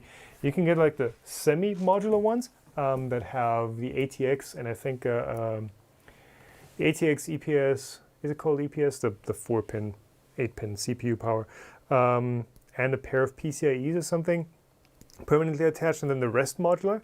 And to me that makes sense, right? Because those, you're not going to use a PC power supply without the ATX connector. Like it's not even going to power up. But then you have fully modular ones where everything is a plug, and I'm like, why? You're just wasting material. We're wasting a perfectly good plug for something that is literally never going to get disconnected. Same here, kind of. Why put a cover over something that is just, that's always going to stay connected, X, Y, Z? That's always going to be plugged in. So, yeah, I don't know. Just observation. So yeah, next up they're telling us to start plugging stuff in. Make sure the connectors are in the right direction. Yep, with a little locking nose, and keep the protective dust plugs on the unplugged connectors. So, guess we're gonna start plugging stuff in, and there's no real cable management or anything. It just goes there.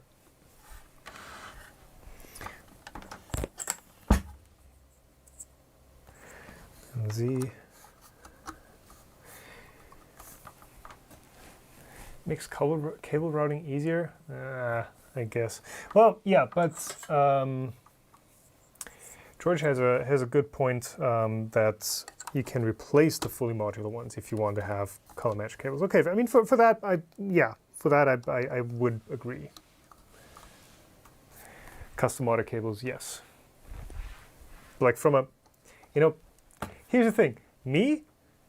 I have windowless PC cases. I buy the ones without the window. I get like the weirdest looking mainboard. Well, I get all black stuff inside. I get a black mainboard, a black CPU cooler, a graphics card that has RGB, but I've never configured. I have no light up fans. Like, the stuff just needs to work.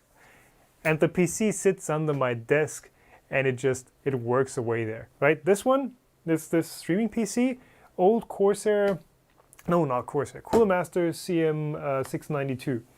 Fantastic case. Still using it, loving it. My case is upstairs, windowless, black. Love it. So having a blinged out PC was not something that even crossed my mind, right? Why are Y and Z labeled and X is not? So Y and Z are the cables that go to the splitters down here. So these two connector splitter boxes, and these are the ones that are labeled like that. The X-axis one is pretty clear because it goes directly to the X-axis linear module. But the thing is, these are cables that you grab and you plug in, and this is literally just one of the linear modules that you grab and you can use whichever one. So there's not one specific X-axis linear module. It is just one of the 5 that is included, so they are not labeling this plug specifically for the X-axis.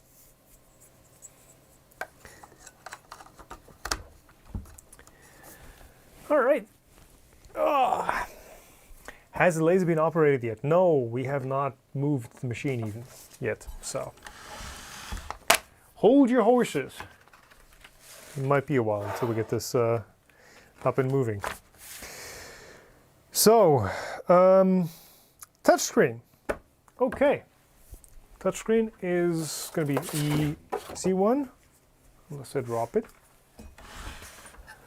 So that touchscreen just goes there, and I've seen people comment that the cable included is actually quite rigid. What is this? Oh, why are you You guys seen this? There's like a little cover at the top. Can I? And because it's already kind of coming off, now I'm curious and I want to get it off, but I'm not sure if I'm going to damage anything.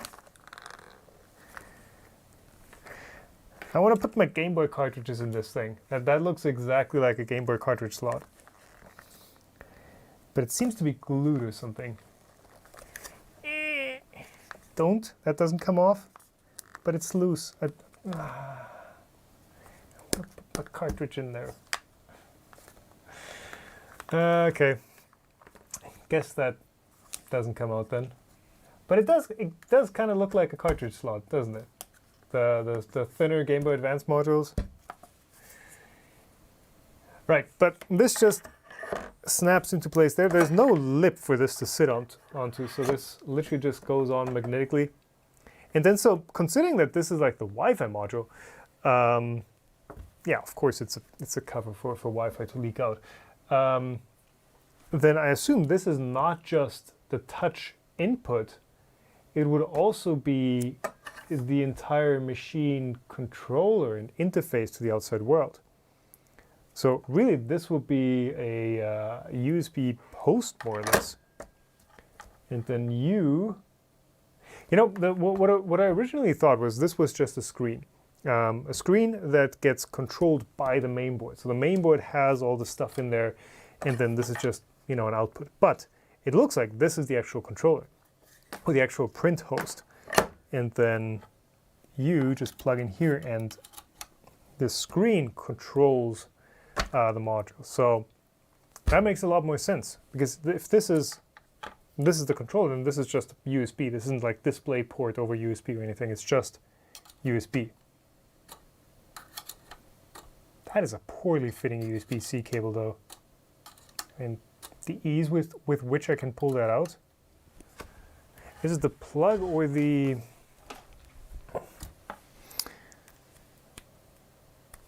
With a socket, though. The socket feels like it's very loose. Which is not ideal in a machine that's going to vibrate. I'm going to tell you that much.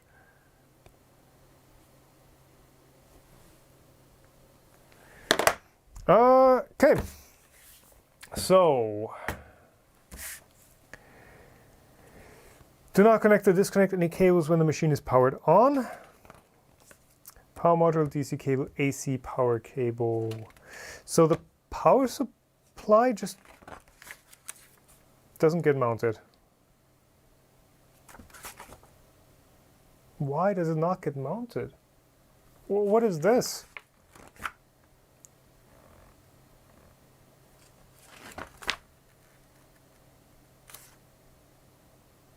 Huh. Okay.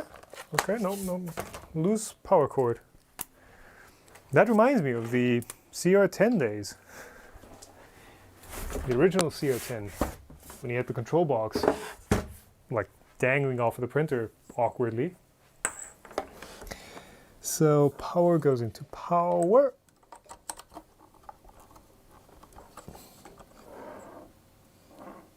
That's not the power cable. Let's try the other unlabeled cable. Ah, this is the power cable.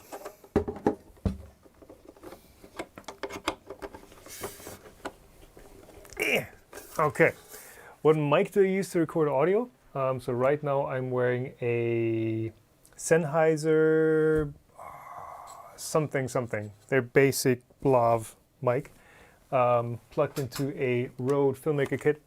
The original mics on those broke. I had 3 of those and they all went to crap. It's all linked down in the description at the mygear, thomas3d.org/mygear. So if you're interested in what I use to record and what I use to absolutely overexpose the A camera, that is all listed down below. So power cord is the last thing we're going to need. Power supply is separate because of the enclosure. Okay. Does make sense that you'd have this outside the enclosure. mostly for dust though, I think, not for heat or anything.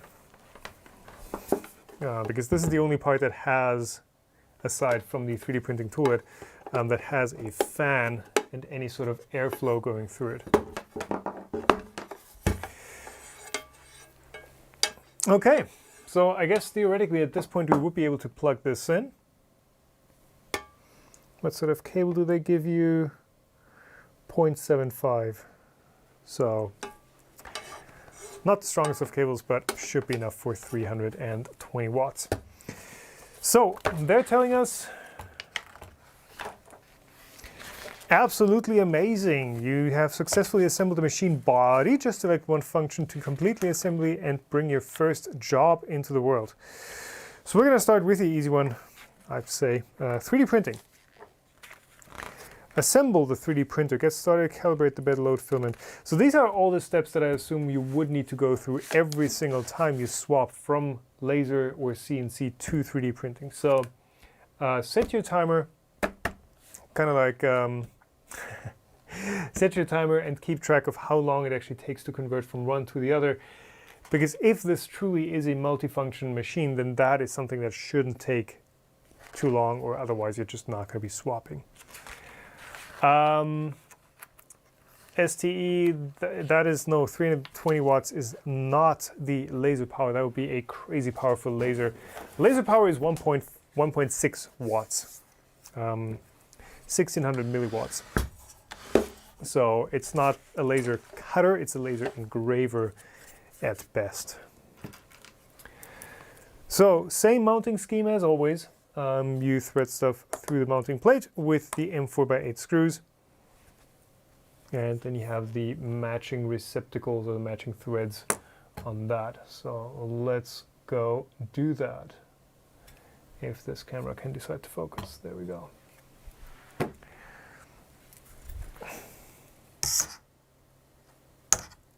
No locking feature.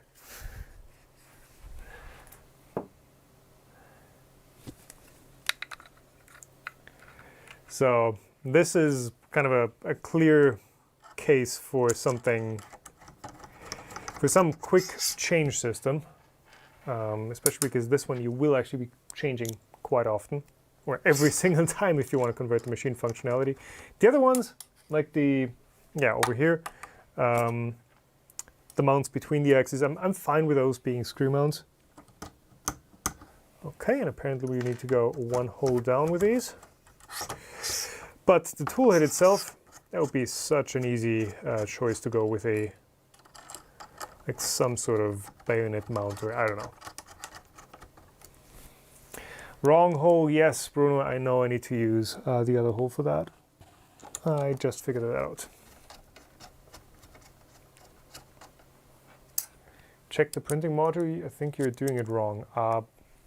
Nozzle faces down, so I think that's all the right or wrong that I need to keep out an eye for. Yeah, Jochen, good points. Not a lot of snapping so far. What does snap are the connectors though. So those do snap into place. The rest is like screw maker more than snap maker.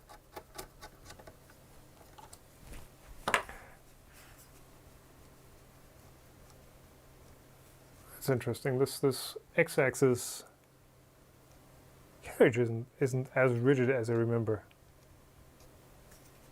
But okay.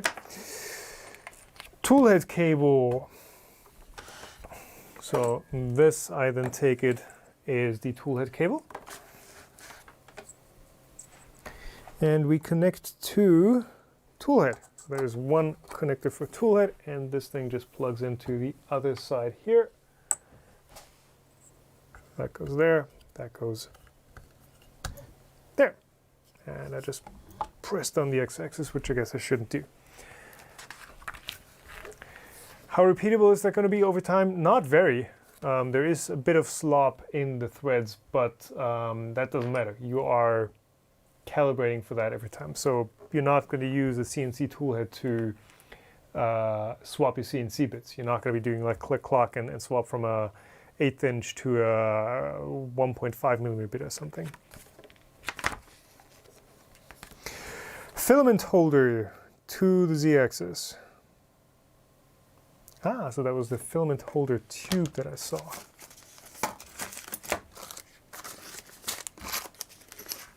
Where was that?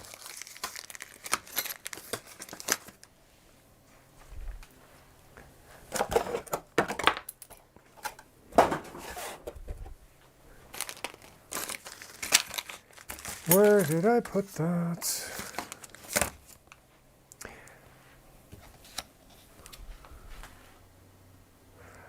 Okay, we're skipping the filament holder. It appears I have misplaced the filament holder rod. I'm sure it's going to show up as soon as I start the print, but we've got plenty of filament holder options. So the bed has 1, 2, 3, 7, 14 mounting spots. So 14 screws that we need to install here with this guy. So M4 by 10. These get threaded through the bed into the base plate. Make sure the heated bed is clean, and yeah, we've got the cable facing towards the back of the machine, obviously. Then print sheet snaps on. Yeah, this one does snap on too, yes. You could call it a snap-on tool, actually.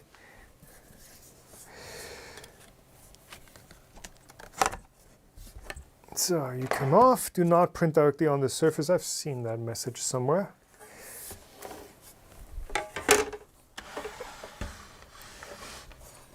And then just lots of screwing.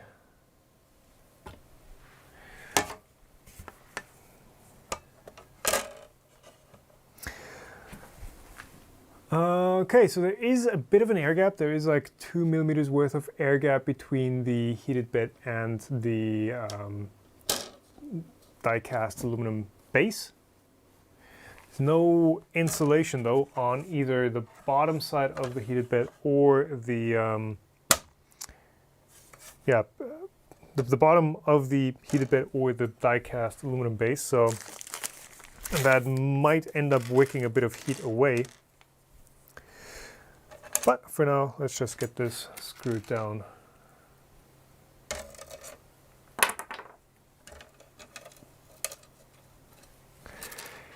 Is there an option to pay extra for it to be delivered half assembled? I don't think so. So this process, like I said earlier, for converting between CNC, 3D printing, and laser tools, that's something you're going to have to do anyway. If you're going to use this as a true multifunction machine, then the conversion process is something you will be doing regularly. But the rest of the printer, I mean, it's not bad. How long have you been streaming? 2 hours. So yeah, with a bit of messing around and reading chat and all that, that took me 2 hours. I mean, if you really concentrate and maybe use a powered screwdriver, an hour, I guess. To nylock nuthack, what? Maybe an hour to get this thing assembled to the point where you can then assemble the 3D printing laser or CNC bits onto it. Andrew, what is the nylon nut hack that you're talking about?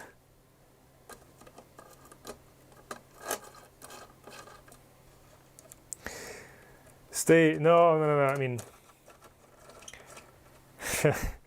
people are usually complaining that I'm too slow assembling these bits because I do read chat. I do make mistakes when I'm not concentrating. So the time that it takes me to assemble something, if you've never assembled something, that is probably the same time that it's going to take you.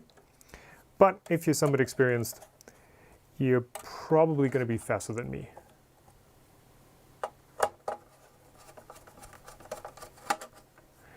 Nylock nut from the Mark III's. Okay.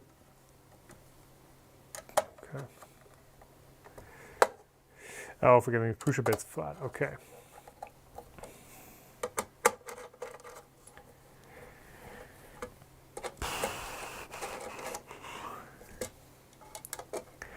Yeah, so this switchover process, actually thinking about having to do the reverse and then the mounting.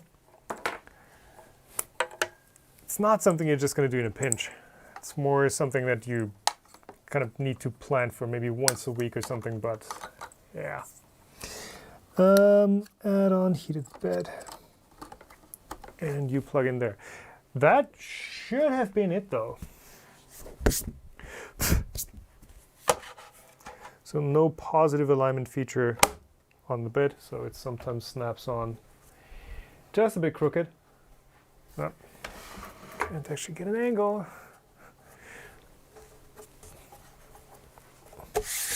Yeah, that should be on. There is a sensor for auto leveling on there. Is this flat enough? Flat enough, I would say. Centrotech SLS DIY, yeah, so I've talked to Centrotech at shows before. Like 5 to 10 grand, right? Has adding the heated bed plates stiffened the bed? I mean, it will have stiffened the bed by some degree, but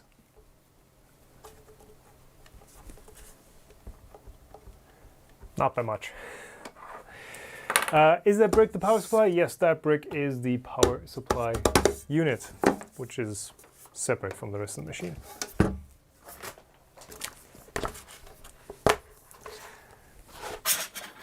So let me get these heat sinks out of the way.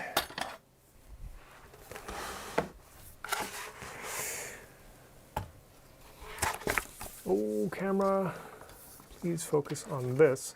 Heated bed is plugged in. Attach the cable holder to the Z-axis, then lock the toolhead cable into place.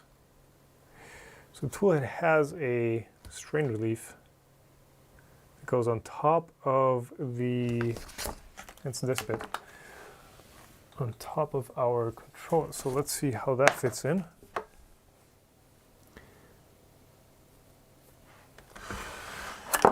Yep. Shouldn't push on that.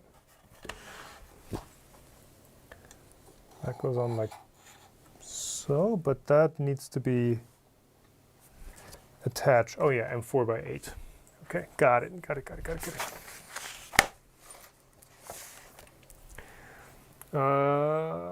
Unfortunately, don't have a good angle on that, but I guess you guys can imagine what attaching this thing with 2 screws looks like.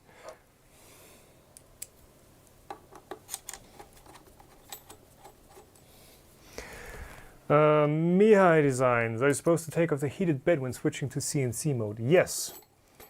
Well, I guess you could leave it on, but there is a dedicated waste board that you'd use for CNC. So this one has a bunch of installed threads that you can use for work holding, and also you can cut into it. It looks like there's a good 3 or 4 millimeters before it actually hits any metal parts. So this is your waste board, your spoil board, for using it as a CNC. I guess, I mean, you could absolutely leave the heated bed on, but there are no options for work holding on this bed, and also it's not meant to be cut into.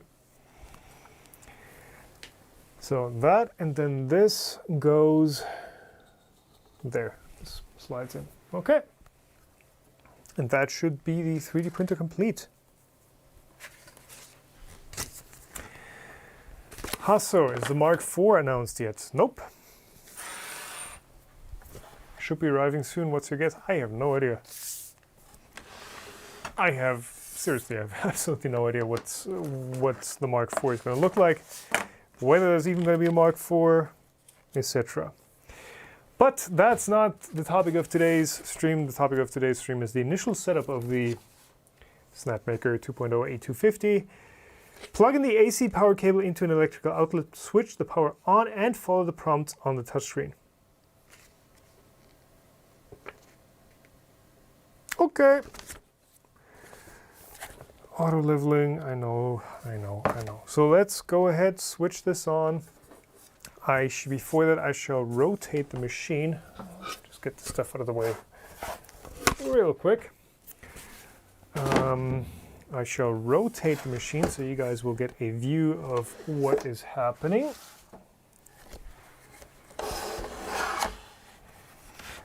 So that should give you a view of the screen. Hi. And then power can come around like that. And of course, it's too short, so we can move this.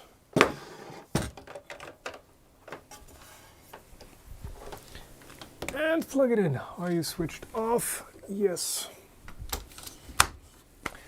Ah! Almost ripped my mic out there. Do you know what linear actuators this uses? Stefan's taken one apart. I don't know.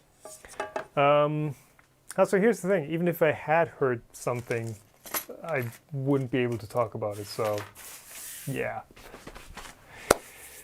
Is there a film on the screen? Oh yes, there is. Oh yes, there is.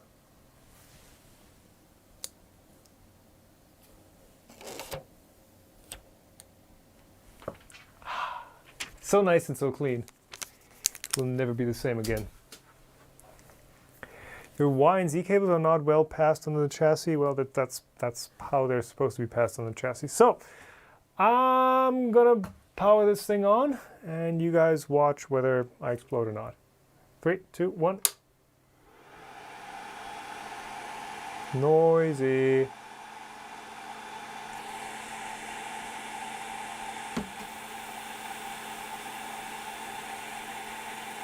Don't tell me that fan's always going to be on.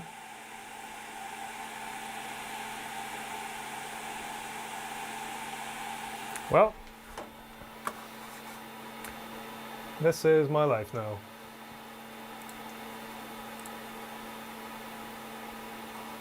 I mean, I could turn on noise suppression, but yeah.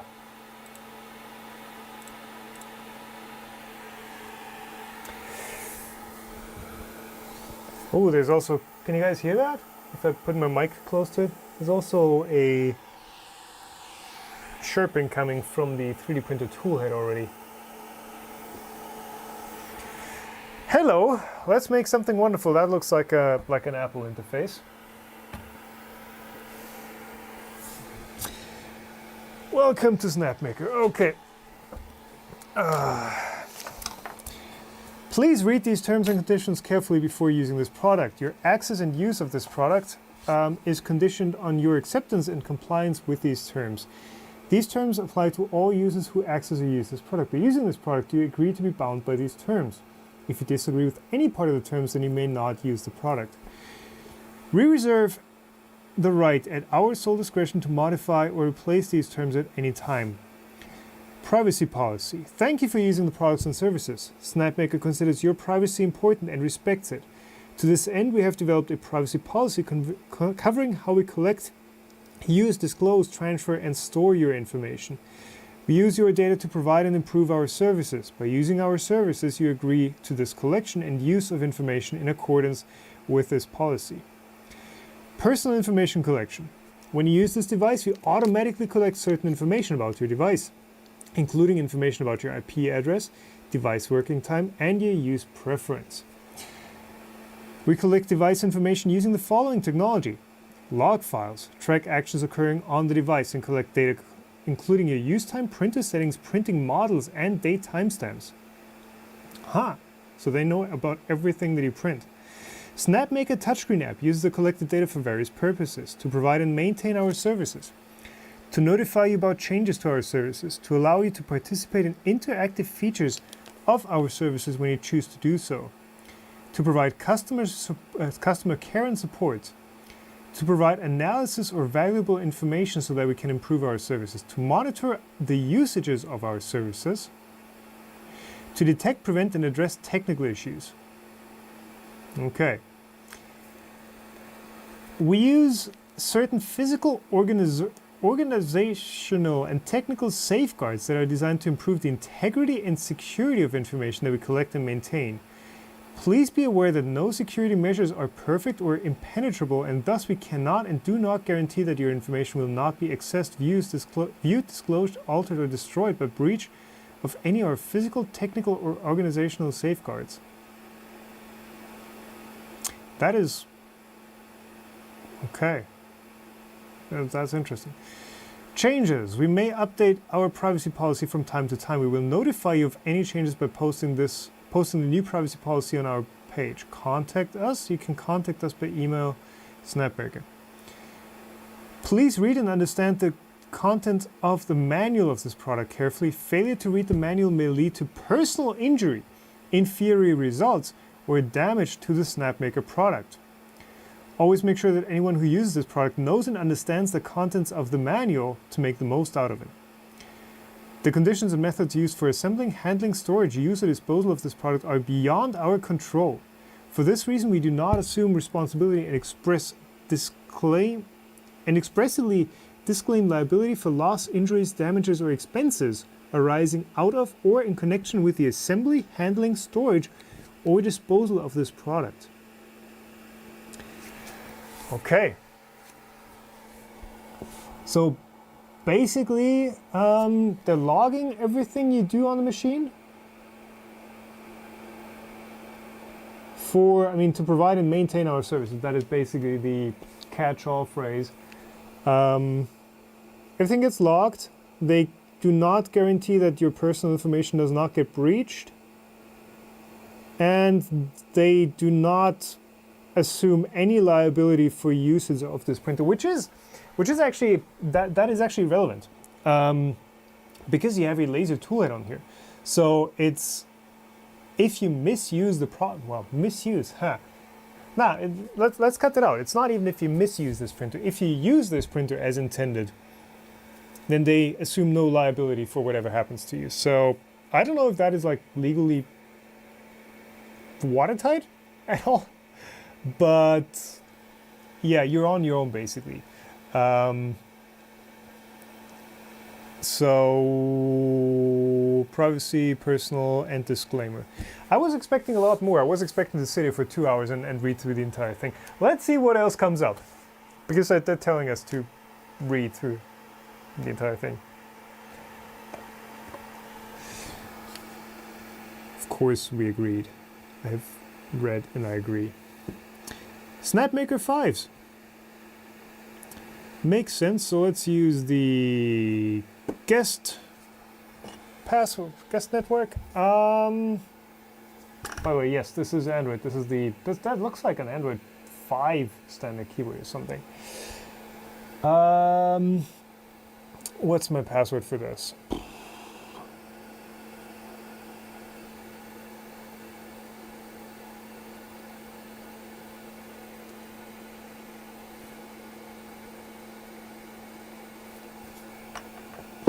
Hey, I remembered. The back of the power supply has an accent light. Safety instructions. Do not touch the nozzle or heated bed when the machine is printing or heating. Okay, I was already worried because I had already touched it. Always unplug the machine before performing maintenance or modifications. Okay. Calibrate the bed. The 3D printing module will probe the bed. So notice it already detected that we have a 3D printing toolhead attached. We didn't tell it that this is a 3D printer at this point. It automatically recognized this, and I assume if you had the laser tool connected and the bed not attached, it would not bring up the 3D printing prompt. So that's pretty cool that it's actively changing things and actively recognizing what we're trying to do. So 3D printing module will probe the bed and move to the center of the bed. After the auto leveling process is complete, follow the quick start guide to set a proper Z offset and then save the settings.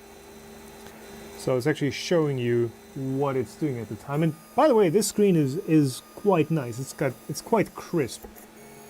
It's not an OLED from what I can tell, but very, very nice screen as the machine is making its first moves. So far so good. Are we running into the power supply? Nope, plenty of clearance there. What is the power supply doing? Oh, there is.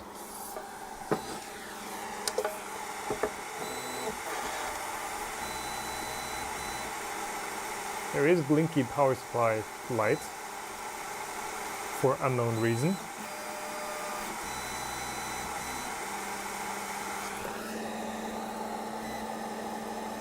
Why are you glowing? I do not know. The mining Bitcoin while running? I have no idea. Update the firmware. Well, how do I update the firmware? I would assume it would be through the touchscreen or something, but it's running the assistant right now, so I can't really get out of this.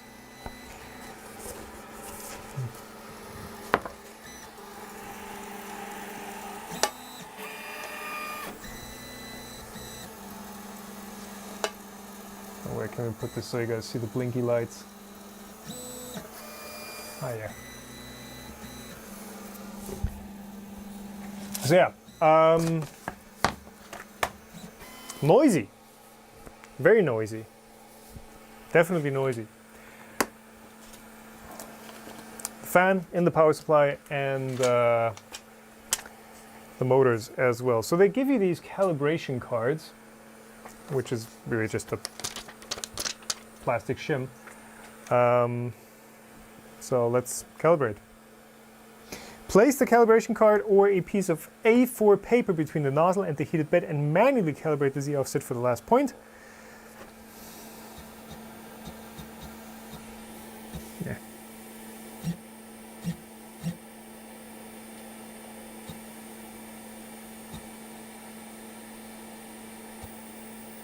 That should be good. So just barely touching. I don't know how rigid this construction is, but depending on how rigid the entire assembly is, the error between it's just lightly gripping to it is completely digging into your shim is going to be fairly, oh, getting some rub off there. It's going to be fairly thin. So on a super rigid machine like, what did I have that was like mega rigid? I think that the Mendel 9001 is actually quite rigid for that. You go down, you know, the 50 microns, as we did right there, and it's going to be like, no way you're going to be able to move this anymore. This does feel kind of like that. So you go down and it's like significantly more grippy. So, relatively rigid. Okay. Until there is a slight resistance. Okay, did that. Load filament. We have preset a target nozzle temperature for a provided PLA filament.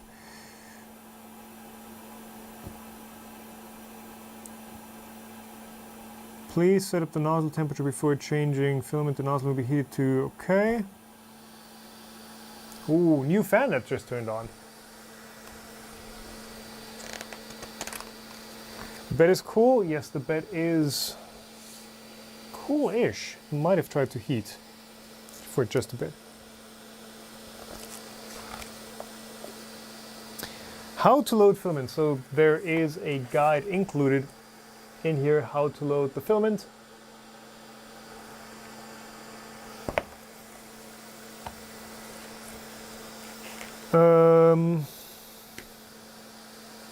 Cut the filament, insert the filament, load the filament.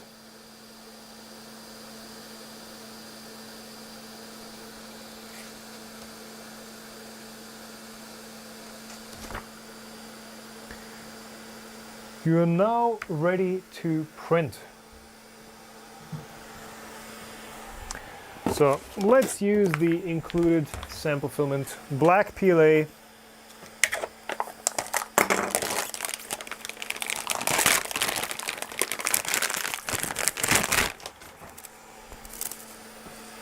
Yep.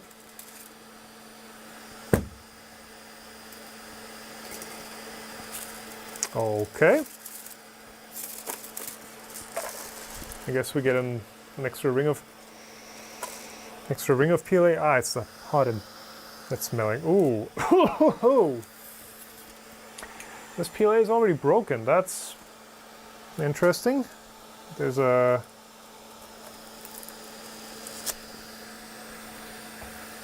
little bit stuck in the original tape. So I wonder if this has been exposed to the elements too much. That seems to be the only spot that it's snapped. Haha, Snapmaker. So let's use this little filament mount in the back here. There we go. And then theoretically, all we need to do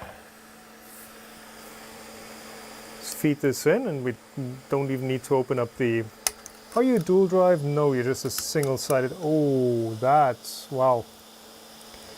That gear, I don't know, you guys can probably get a bit of a view there. Do you have any more zoom? Nope.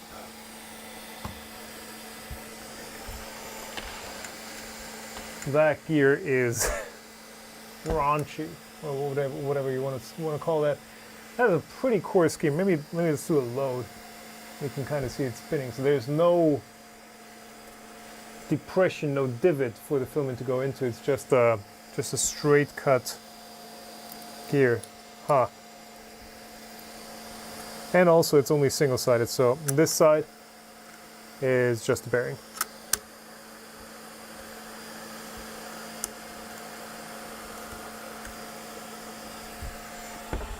That's not how you're supposed to load filament, but whatever. So square filament. Ah, and suddenly it's orange. You can see we turned our black filament into nice orange filament in a snap, just like that. Ah, now it's turning black.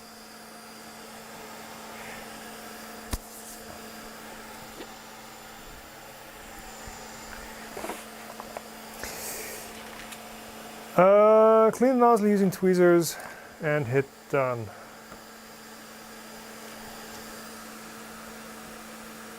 This is awesome! You've successfully completed the initial setup for 3D printing. Now you can prepare the G-code file using Snapmaker Luban to start printing.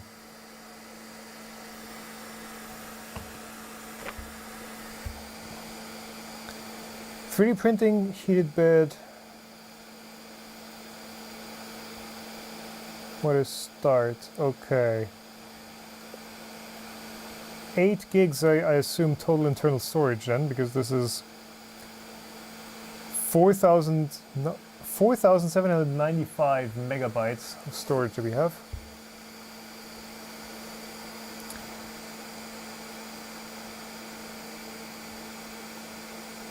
Files, control. Okay.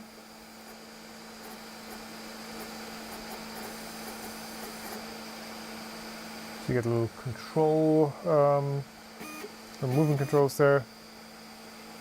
Please set up the nozzle temperature, so that was the same menu we saw when loading. And heated bed, you also get some temperature controls.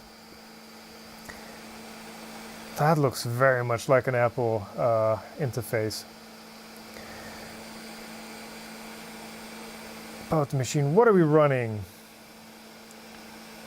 Firmware version, we are in versions, okay, touchscreen is on 1.10, yeah, 1.10, and the controller version is on 3.2.6.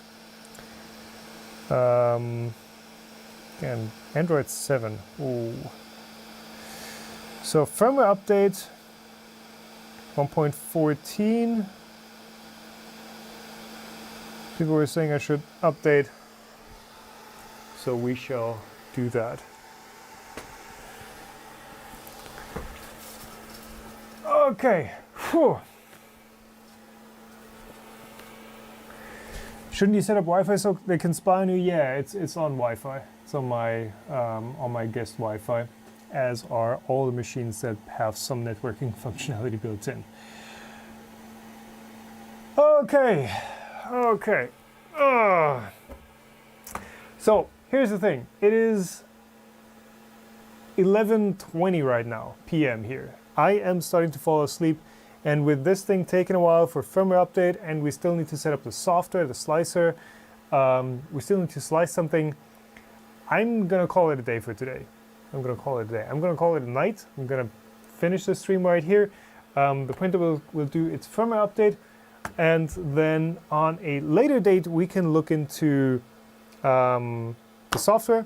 We can slice something, print something, and then we can start checking out lasers and CNCs, and we've got an enclosure to build. There's still more stuff to do here. So thank you all for coming to this late stream. Yeah, anyone in the same time zone, it's probably time for you guys to head off to bed as well. Like I said, thanks all for being here. If you want to support the channel, you can do so through Patreon or YouTube memberships. As always, thank you for everyone who was here, who tipped, who just kept me kept me company. But yeah, that is it for today. Have a good one, and I will see you all at a later date. Goodbye.